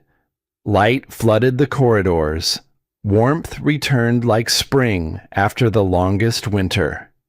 I opened my eyes. I was back in our chambers. Daylight streamed through the windows. My hands were pressed to Valdris's chest, silver light still pulsing gently against his skin. The mate bond between us was no longer a flickering thread. It was a river, a torrent, brighter and stronger than it had been before the poison, as if the act of nearly losing it had tempered the connection into something unbreakable. Valdris opened his eyes, clear, alive, storm gray with gold flickering at the edges where his wolf pressed close to the surface. You came for me. His voice was hoarse but steady. Someone had to. You could have died, so could you. I did not remove my hands from his chest. Could not. The need to touch him, to confirm he was real and warm and alive, overrode everything else. You were going to let the bond break. You were going to let yourself die rather than risk me getting hurt. Old habits. His hand came up to cover mine. I have been choosing solitude over risk for 300 years. It is a difficult reflex to break. Then let me help you break it. My voice cracked, and I let it. Let him see the fear I had carried for 3 days. Let him feel it through the bond. You do not get to die on me, Valdris. Not after I spent 22 years waiting to feel whole. You do not get to leave me alone in this palace with a court that half suspects I poisoned you myself. Something shifted in his expression, something fierce and tender and entirely undone. He pulled me down to him and kissed me, and the desperation in it was different from anything we had shared before. This was not the careful, patient courtship of the past 3 weeks. This was the raw, shaking relief of two people who had stared into the abyss and refused to let it take what was theirs. I kissed him back with everything I had. Every fear, every fierce, furious refusal to lose one more thing. The mate bond sang between us so brightly that the healers outside the door later said the light had been visible through solid stone. In the days that followed, I did not rest. Valdris was recovering. The bond was restored, but the poison had come from somewhere, and the hand that had delivered it had been guided by a mind I knew all too well. I led the investigation myself, not Valdris, not the council, me. I used my starborn abilities in ways I had not known were possible until necessity demanded them. I could sense traces of dark intent the way I could sense infection in a wound. The residue of malice left a signature, a scent almost, that clung to objects and people who had been touched by it. I traced the poison from the goblet to the servant who had carried it, from the servant to the minor lord who had hired him, from the lord to the intermediary who had supplied the compound. Each link in the chain confirmed what the initial investigation had revealed. The poison's formula had originated in the Northern Territories. It had been passed through 5 sets of hands, each one designed to obscure the source. But the final set of hands, the ones that had mixed the compound and written the instructions for its use, belonged to someone who knew the old ways. Someone with access to knowledge that most modern wolves had forgotten. Someone who had arrived at the Iron Pelt Pack 3 weeks before my world had changed, carrying ancient bloodline knowledge and a smile that hid venom. Selene Bloodcrest. I presented the evidence to the full court on the 7th day after the poisoning. Valdris sat beside me on the throne, still pale but upright, his gaze burning with the cold fury of a winter that would never thaw. The council assembled. Representatives from visiting packs filled the gallery. I had requested witnesses. I wanted this done in the light, before eyes that could carry the truth back to every territory. Bring her in, I said. Selene entered the great hall flanked by guards. She had been brought from the Iron Pelt territory under escort, separated from Thalrick, who had not been charged but whose cooperation in surrendering her had been noted. She wore chains on her wrists, silver chains that suppressed her wolf, but her spine was straight, her violet eyes defiant, her chin raised at an angle that said she considered this entire proceeding beneath her. She looked at me on the throne, and something flickered across her face. Not fear, not yet. Contempt. The same contempt she had shown me at the training grounds when she called my limitations admirable. The same contempt that had curved her lips when she whispered broken thing as she passed me in the sacred circle. She still saw the hollow one, still believed that the girl she had mocked was the same girl sitting before her now. She was wrong. I laid out the evidence with the precision I had learned from years of diagnosing ailments. Methodical, thorough. Each piece building on the last until the chain of culpability was unbroken from her hands to the goblet that had nearly killed my mate. The formula traced to Northern Territory archives accessible only to high bloodline families. The intermediary confirmed under oath that his instructions came through Solen's personal courier. The compound itself contained a signature element unique to Bloodcrest herbalism, a technique passed through their line for generations. Solen listened with growing rigidity. The defiance in her eyes flickered, dimmed, reignited with desperate fury. "This is fabrication," she hissed. "The Hollow One cannot be trusted. She bewitched the king. She has bewitched this entire court. I am of noble blood. I am Bloodcrest. You cannot. I can." My voice cut through hers like a blade through silk. "I am your queen, and the evidence is not mine alone. It was gathered by the king's own investigators, confirmed by independent witnesses, and verified by council scholars who have no loyalty to me beyond the truth." I stood.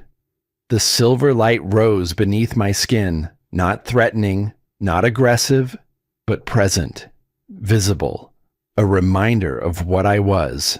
You poisoned the Alpha King. You attempted to destroy a true mate bond blessed by the moon goddess. You conspired to commit regicide from across territorial lines. Each charge landed in the silence of the hall like a stone dropped into still water. Solen's composure cracked. I watched it happen in real time. The mask of superiority fracturing along lines of fear that had been there all along, hidden beneath breeding and bloodline, and the conviction that power protected the powerful from consequence. "You are nothing," she spat. "You were nothing when I arrived at Iron Pelt, and you are nothing now. A hollow shell wearing a crown she did not earn." Thalrick saw it. The pack saw it. Everyone saw it except this fool of a king who... "That is enough."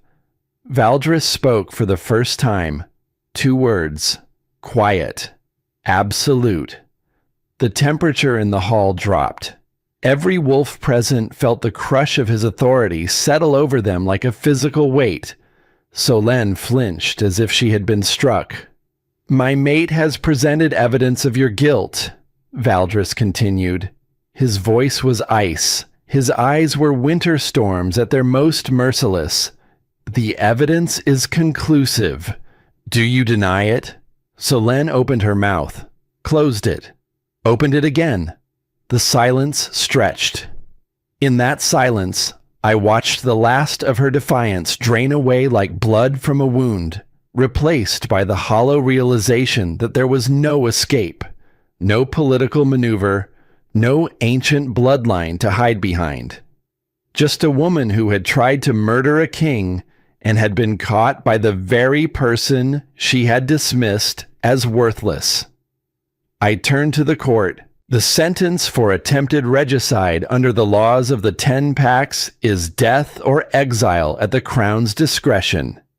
I paused, letting the weight of that settle. "But I am a healer. Death is not my nature." I looked at Solen directly, held her violet eyes with my golden ones. "Lady Solen Bloodcrest, you are stripped of your titles, your lands, and your bloodline status. You are marked as an oathbreaker and a traitor. You are exiled from all 10 territories. You will live as a lone wolf without pack, without name, without protection. For the rest of your life, every wolf who sees your mark will know what you are and what you did." The hall was absolutely silent. Solen stared at me.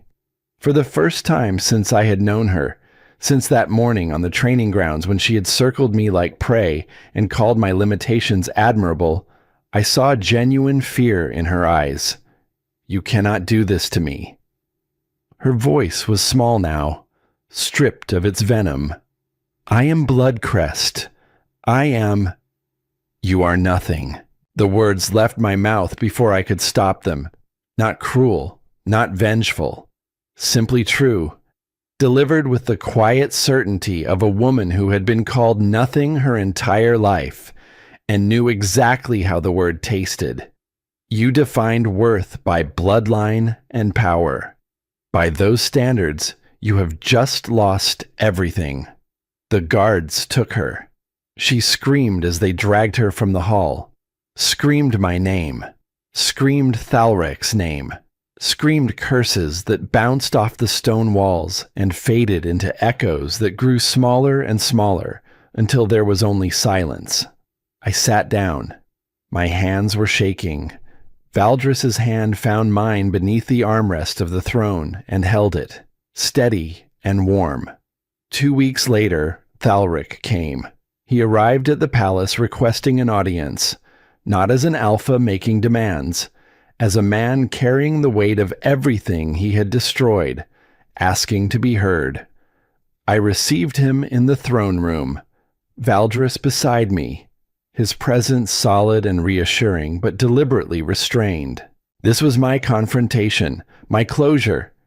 He understood that without being told. Thalrick looked diminished, not physically smaller, but reduced in some fundamental way. The confidence that had once radiated from him like heat from a forge had been replaced by something gray and exhausted. There were shadows beneath his amber eyes. His shoulders curved inward as if bracing against a wind that never stopped blowing. He knelt before the thrones, not because Valdris commanded it, because he chose to. Elowen. My name in his mouth sounded different than it once had. Smaller. Inadequate. I have come to formally apologize for the sanctions placed upon the Iron Pelt Pack and to request leniency for my people. I studied him. This man I had loved for 5 years. This face I had memorized in moonlight. These amber eyes I had once believed would look at me with warmth for the rest of my life. I searched for the pain I expected to feel, the residual ache of betrayal, the ghost of heartbreak. I found nothing. Not anger, not hatred, not even the cold satisfaction of seeing him brought low. Just a vast, calm emptiness where Thalrick had once lived inside me. He had been replaced so thoroughly by what I had found since that there was simply no room left for him. Stand up, Thalrick. He rose, met my eyes for the first time, and I watched the full reality of what he had lost hit him like a physical force. I was not the girl he had rejected in the sacred circle. I was not the hollow healer in the white dress with moonflowers braided into her hair and desperation in her eyes. I was a queen, a starborn wolf, a woman who had saved the Alpha King from death by walking into darkness and refusing to let it win. I was everything he had once promised to love and had thrown away because he could not see past the absence of a wolf to the presence of everything else. You called me incomplete. My voice was quiet, steady, free of tremor or tears. You stood before 500 wolves and told them I was the mistake you almost made. You said a Luna must be whole, must be powerful, must stand as equal beside her alpha. Each word found its mark. I could see them landing in his expression, flinch by flinch. You were right about one thing. I stood from the throne and walked down the steps until I stood before him at eye level, close enough to see the amber of his irises, close enough to smell pine and iron, the scent that had once made my heart race and now stirred nothing at all. A Luna must be strong. I held his gaze. I am strong. I was always strong. You were just too weak to see it. He broke, not dramatically, not with sobs or wailing, just a quiet crumbling of the face, like a wall giving way to water that has been pressing against it for too long. Tears traced silent lines down his cheeks. Elowen, I am sorry. I was wrong. I was a fool. I let the elders manipulate me. I let fear make my choices. I should have kept my promise. I should have chosen you. I should have... You should have. I interrupted gently. There was no cruelty in my voice, no satisfaction, just truth. But you did not.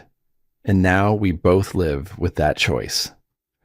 I looked at him for one more moment, memorized the face of the lesson that had cost me everything and given me more than I had ever dreamed possible in return.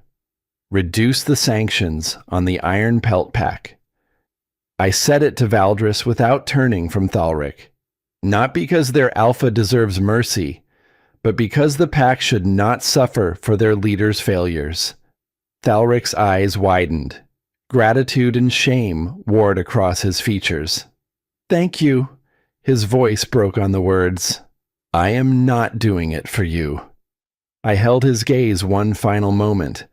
I am doing it because it is right. And because I am happy now. Truly happy.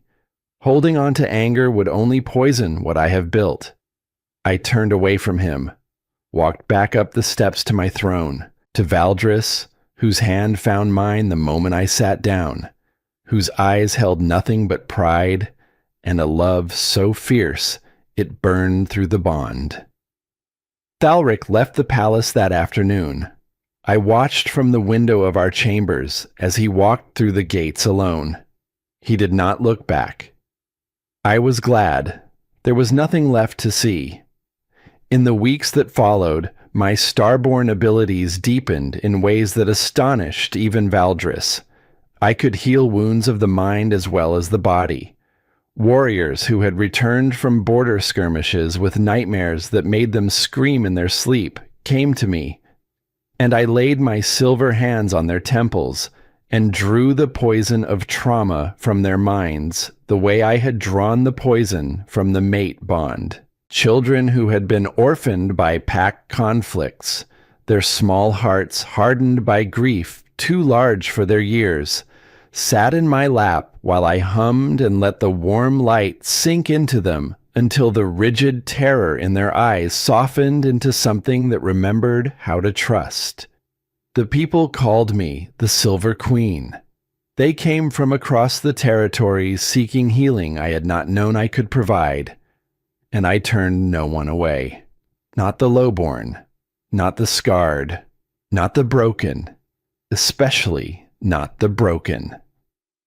Valdris found me one evening in the healing rooms, my hands still glowing faintly as the last patient of the day left with tears of gratitude on her face. He leaned against the door frame, watching me with an expression I had come to know well. Pride layered with something quieter, something that looked like reverence. The council is talking about you, he said. I looked up, bracing for criticism. What are they saying? That you have done more to earn loyalty in 2 months than most rulers achieve in a decade. He crossed the room and took my glowing hands in his, turning them over, studying the silver light that still pulsed beneath my skin. They are not wrong. You are changing how this kingdom understands power. Not through force, through compassion, through showing up for people no one else bothers to see. I learned that from being unseen myself. He pressed his lips to my knuckles. And that is exactly why no one will ever forget you. I had not thought of it in those terms. But he was right. Every person I healed, every child I comforted, every warrior I freed from the prison of their own trauma was a small revolution. A quiet insistence that strength was not measured by claws and teeth and bloodline. That the most powerful thing in any kingdom was the willingness to kneel beside someone in pain and say, I see you. You matter. Let me help. The coronation came on a day of brilliant sunshine. The great hall was filled beyond capacity. Wolves from all 10 territories gathered to witness what many of them still struggled to believe. A wolfless healer from the Iron Pelt Pack, the Hollow One, the Broken Thing, the Empty Shell, crowned queen of all the territories. Elder Haldrick performed the ceremony.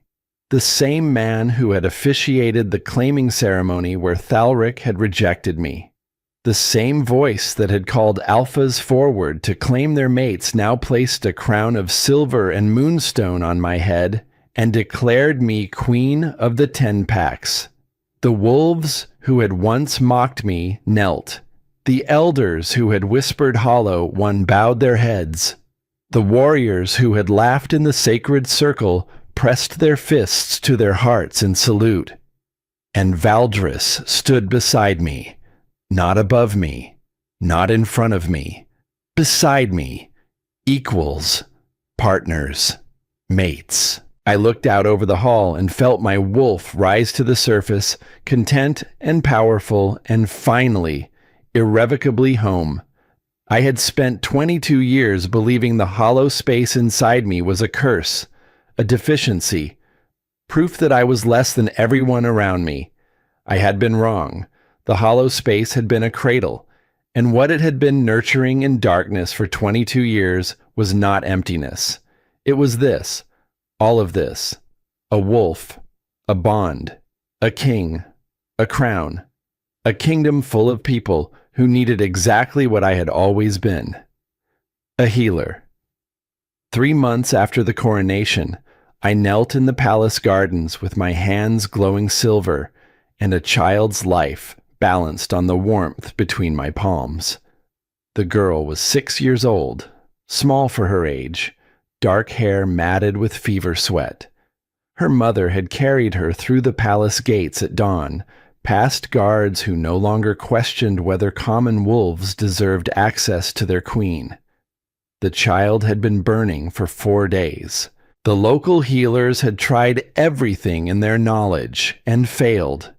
The fever had taken root somewhere deeper than herbs and compresses could reach, somewhere in the marrow of the girl's developing wolf, tangled in the delicate architecture of a shifter body still learning how to hold its power. The palace healers had examined her and shaken their heads. There is nothing more we can do. The fever has bonded to her wolf. If we try to separate them, we risk destroying both. I had heard those words before. Not about this child, but about 100 others. About wounds too deep, damage too old, poisons too entrenched. There is nothing we can do. The phrase that had followed me through 22 years of proving it wrong. I laid my hands on the girl's chest. Her heartbeat fluttered against my palms like a trapped bird.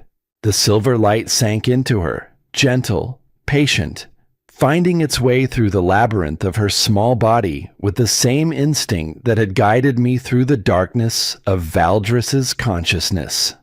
I could feel the fever wrapped around her dormant wolf, like a vine strangling a sapling, tight, persistent, slowly suffocating something that had not yet had the chance to bloom.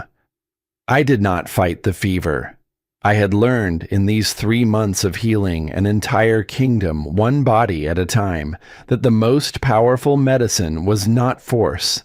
It was understanding. I reached for the fever the way I would reach for a frightened animal, slowly, without aggression, acknowledging its presence without granting it permission to stay. The fever resisted. Then it softened. Then it released. Color flooded back into the girl's cheeks like dawn returning to a valley after a long night. Her eyes opened, brown and bright and confused and alive. Her mother made a sound I had heard 100 times and would never grow accustomed to. The sound of a parent receiving back a child they had already begun to mourn. She gathered her daughter against her chest and wept with the kind of abandon that only comes when hope has been returned from the dead. "Thank you, my queen."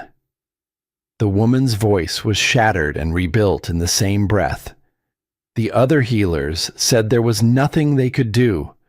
There is always something that can be done. I helped the child sit up, adjusting her blanket around her thin shoulders. She will need rest and plenty of water. Keep her warm for the next 3 days. The fever will not return." After they left, I sat alone on the stone bench beneath the flowering aldera tree that had become my favorite place in the palace. Its white blossoms smelled of moonflower and honey, and in the afternoons, the sunlight filtered through its branches in patterns that reminded me of the silver light beneath my skin. This was where I came to think, to breathe, to remember who I was beneath the crown and the title and the responsibilities that grew larger with every passing week. I looked out over the city, my city now. White stone buildings catching the afternoon light, gardens blooming between structures and explosions of color that I was still learning the names of. The mountains beyond, snow-capped and ancient, standing guard over a kingdom that had existed for centuries and was now, improbably, mine to protect. 3 months. In 3 months, I had healed more people than I had in 22 years at the Iron Pelt Pack. Not because my power had grown, though it had, but because for the first time in my life, no one was telling me to stay in my chamber and wait to be needed. No one was measuring my worth by the absence of a wolf. No one was whispering "Hollow One" when I walked past. Here, I was not tolerated. I was wanted. The court had not been easy. Some council members had resisted my elevation with the polite stubbornness of people who believed tradition was more important than truth. A few had tried subtle schemes to undermine my authority, questioning my decisions in sessions, failing to relay important information, small acts of sabotage designed to make me appear incompetent. Valdris had dealt with them swiftly and without mercy, but I had dealt with them too, in my own way, with patience, with consistency, with the quiet, relentless demonstration that a queen who could heal a dying child and face down a poisoner and walk into the darkness of a mate, bond to drag her king back from death, was not a queen who could be diminished by whispered politics. One by one, they had come around, or they had left. Either way, the court that remained was one I trusted, one that trusted me.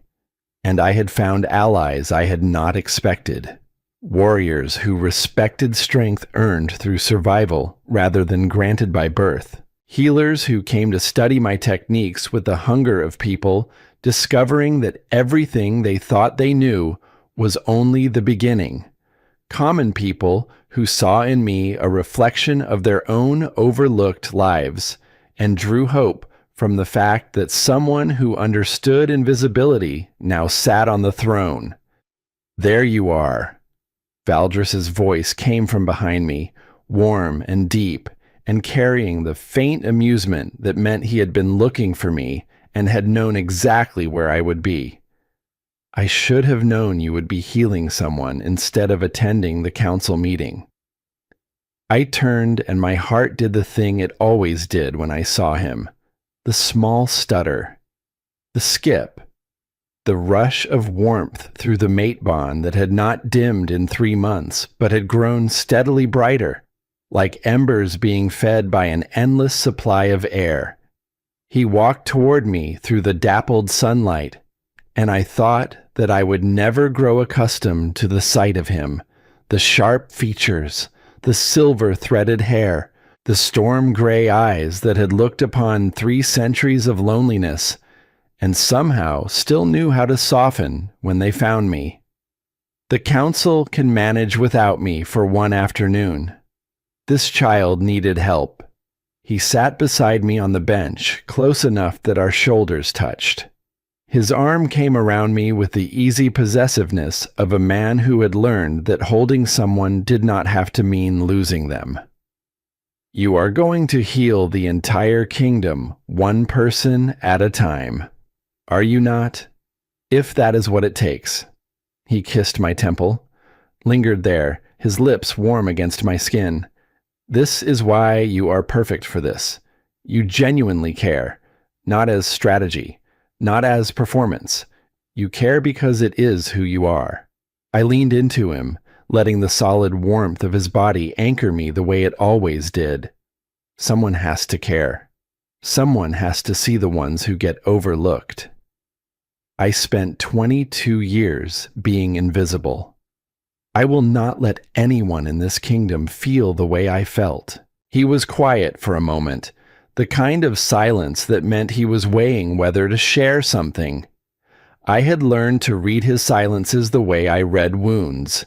Each one had a different texture, a different depth. "There is news from the Northern Scouts," he said finally. His voice was careful. "A message arrived this morning." I straightened, looked at him. "What kind of message?" "They found traces of another starborn bloodline." His storm gray eyes met mine with an expression I recognized as the same wonder he had shown me in the sacred circle 3 months ago. A young male in the Frost Brand pack, 14 years old, showing signs of dormant power, healing abilities that his pack healers cannot explain. Light in his hands that has no source. My breath stopped. Another starborn. I had read the ancient texts in the library, had traced the histories of my bloodline through centuries of records and legends. The starborn had always been rare. Even at their peak, there were never more than a handful in any generation. When they disappeared 5 centuries ago, the world assumed they were gone forever. But I had woken up. And if the old texts were right, if the prophecy about light and shadow being tethered held any truth, then my awakening might have sent a signal through whatever ancient current connected starborn blood across distances and generations. A signal that said, "It is time. Wake up." Does his pack know what he is? They know he is different. Valdris chose his next words carefully. They call him broken, defective, a wolf who cannot shift and has no place in their hierarchy. He is being treated the way you were treated. The words hit me with a force that had nothing to do with surprise and everything to do with recognition.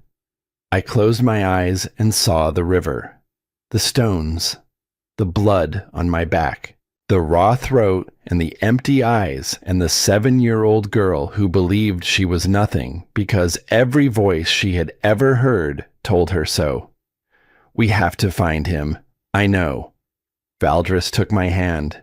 "We will travel north next week, together. You can help guide him through his awakening, if it comes. And if it does not come yet, you can at least show him that what he is not a curse." The thought of it filled me with a purpose so fierce it burned. Not the purpose of healing wounds or ruling a kingdom or navigating court politics. Something deeper. Something that felt like the reason my wolf had slept for 22 years and chosen this moment, this life, this version of me to finally emerge. I could find them. The other sleepers, the other hollow ones, the children pressing their palms to empty chests and begging the gods to make them whole. I could find them and sit beside them the way Thalrick had once sat beside me by the river. Except I would not make promises I could not keep. I would not offer words I would later betray. I would show them what I was, what they could become, and I would stay. Together, I said, we go together. We traveled north the following week. 3 days of riding through mountain passes and ancient forests. Valdris beside me the entire way. Our wolves running side by side when the terrain allowed, his midnight black fur brushing against my silver white in the gesture of closeness that had become as natural as breathing. We found the boy at the edge of a river. He was small for 14, thin, dark hair falling into eyes that were too old for his face, bruises on his arms in the shapes of fingers. He sat on the riverbank with his knees drawn to his chest, staring at the water with the blank expression of someone who had stopped expecting anything good from the world. I knew that expression. I had worn it for 15 years. I approached alone. Valdris understood without being told that this moment was not for kings and authority and displays of power. This moment was for a woman who had been exactly where this boy was, who had sat beside exactly this kind of water, who had believed exactly the same lie he was believing right now. I sat beside him on the bank, did not speak, did not touch him, simply existed beside him in silence, solid and present, the way someone had once done for me. After a long time, the boy spoke without looking at me. They say I am broken, that I have no wolf, that I should have been left in the woods. The words were so familiar, they made my chest ache. I know, I said quietly. They said the same things to me, for 22 years.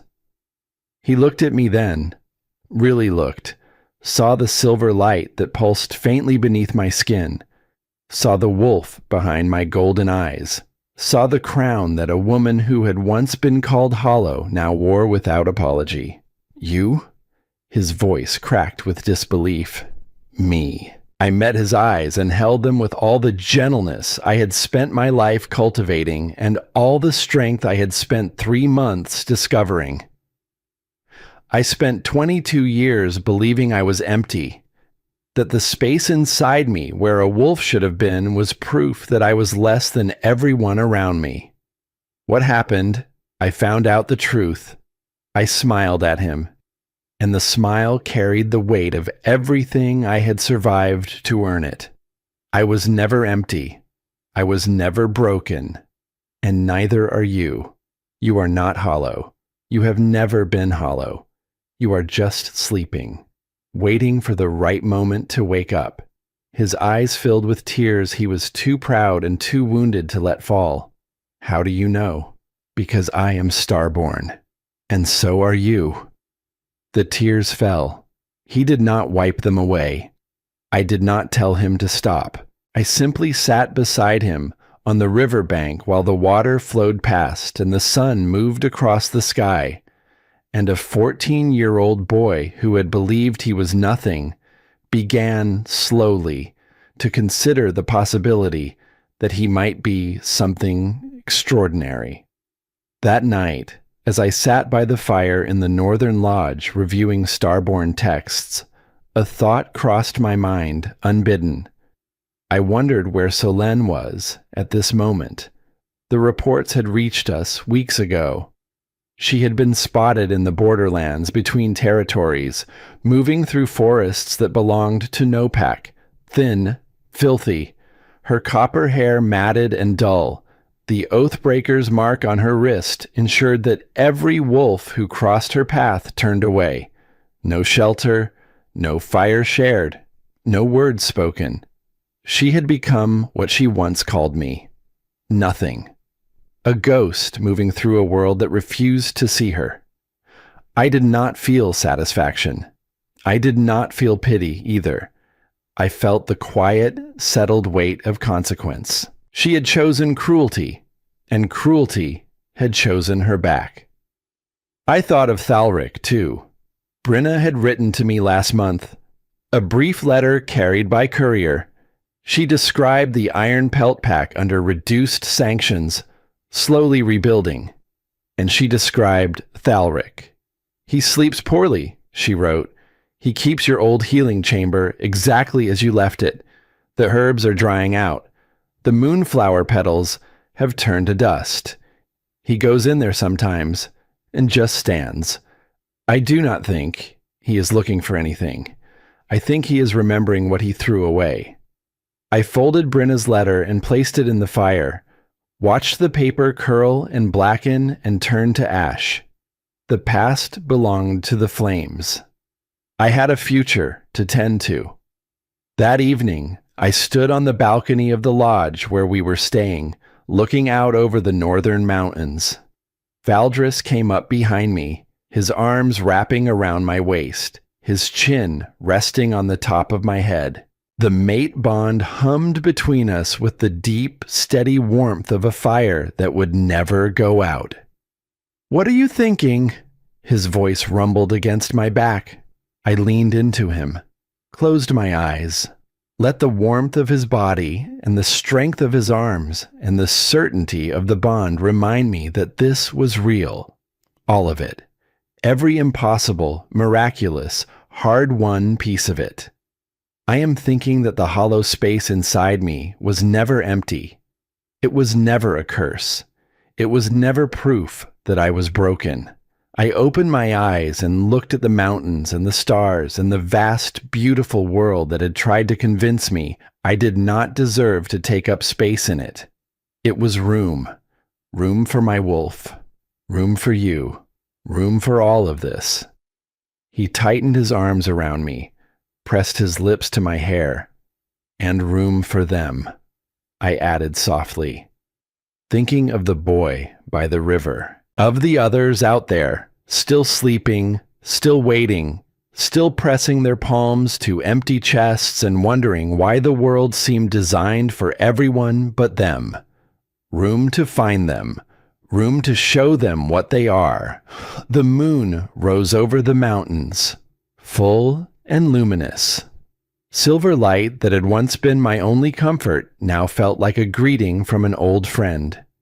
Somewhere below, in a room with a fire and a warm bed and the first full meal he had eaten in weeks, a 14-year-old boy was falling asleep with the knowledge that he was not alone, that someone had come for him, that the emptiness he carried was not a grave, but a garden waiting for the right season to bloom. "Shall we run?" Valdris murmured against my hair. I called my wolf.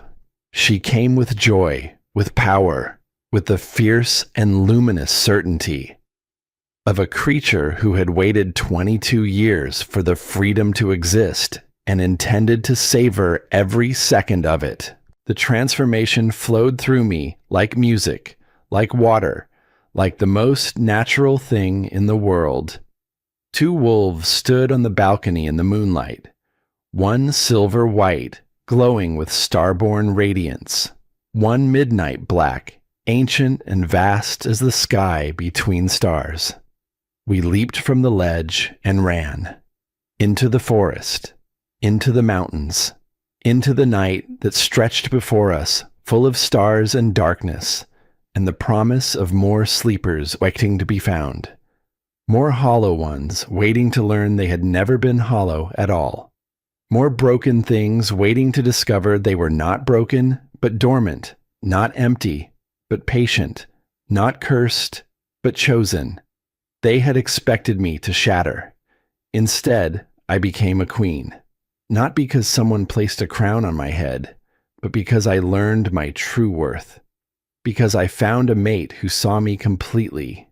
Because I transformed pain into power and emerged from the darkness stronger than anyone imagined possible. The moon watched us run. Two wolves. Silver and black. Starborn and king. Mates. Partners. Equals. And the night was only beginning.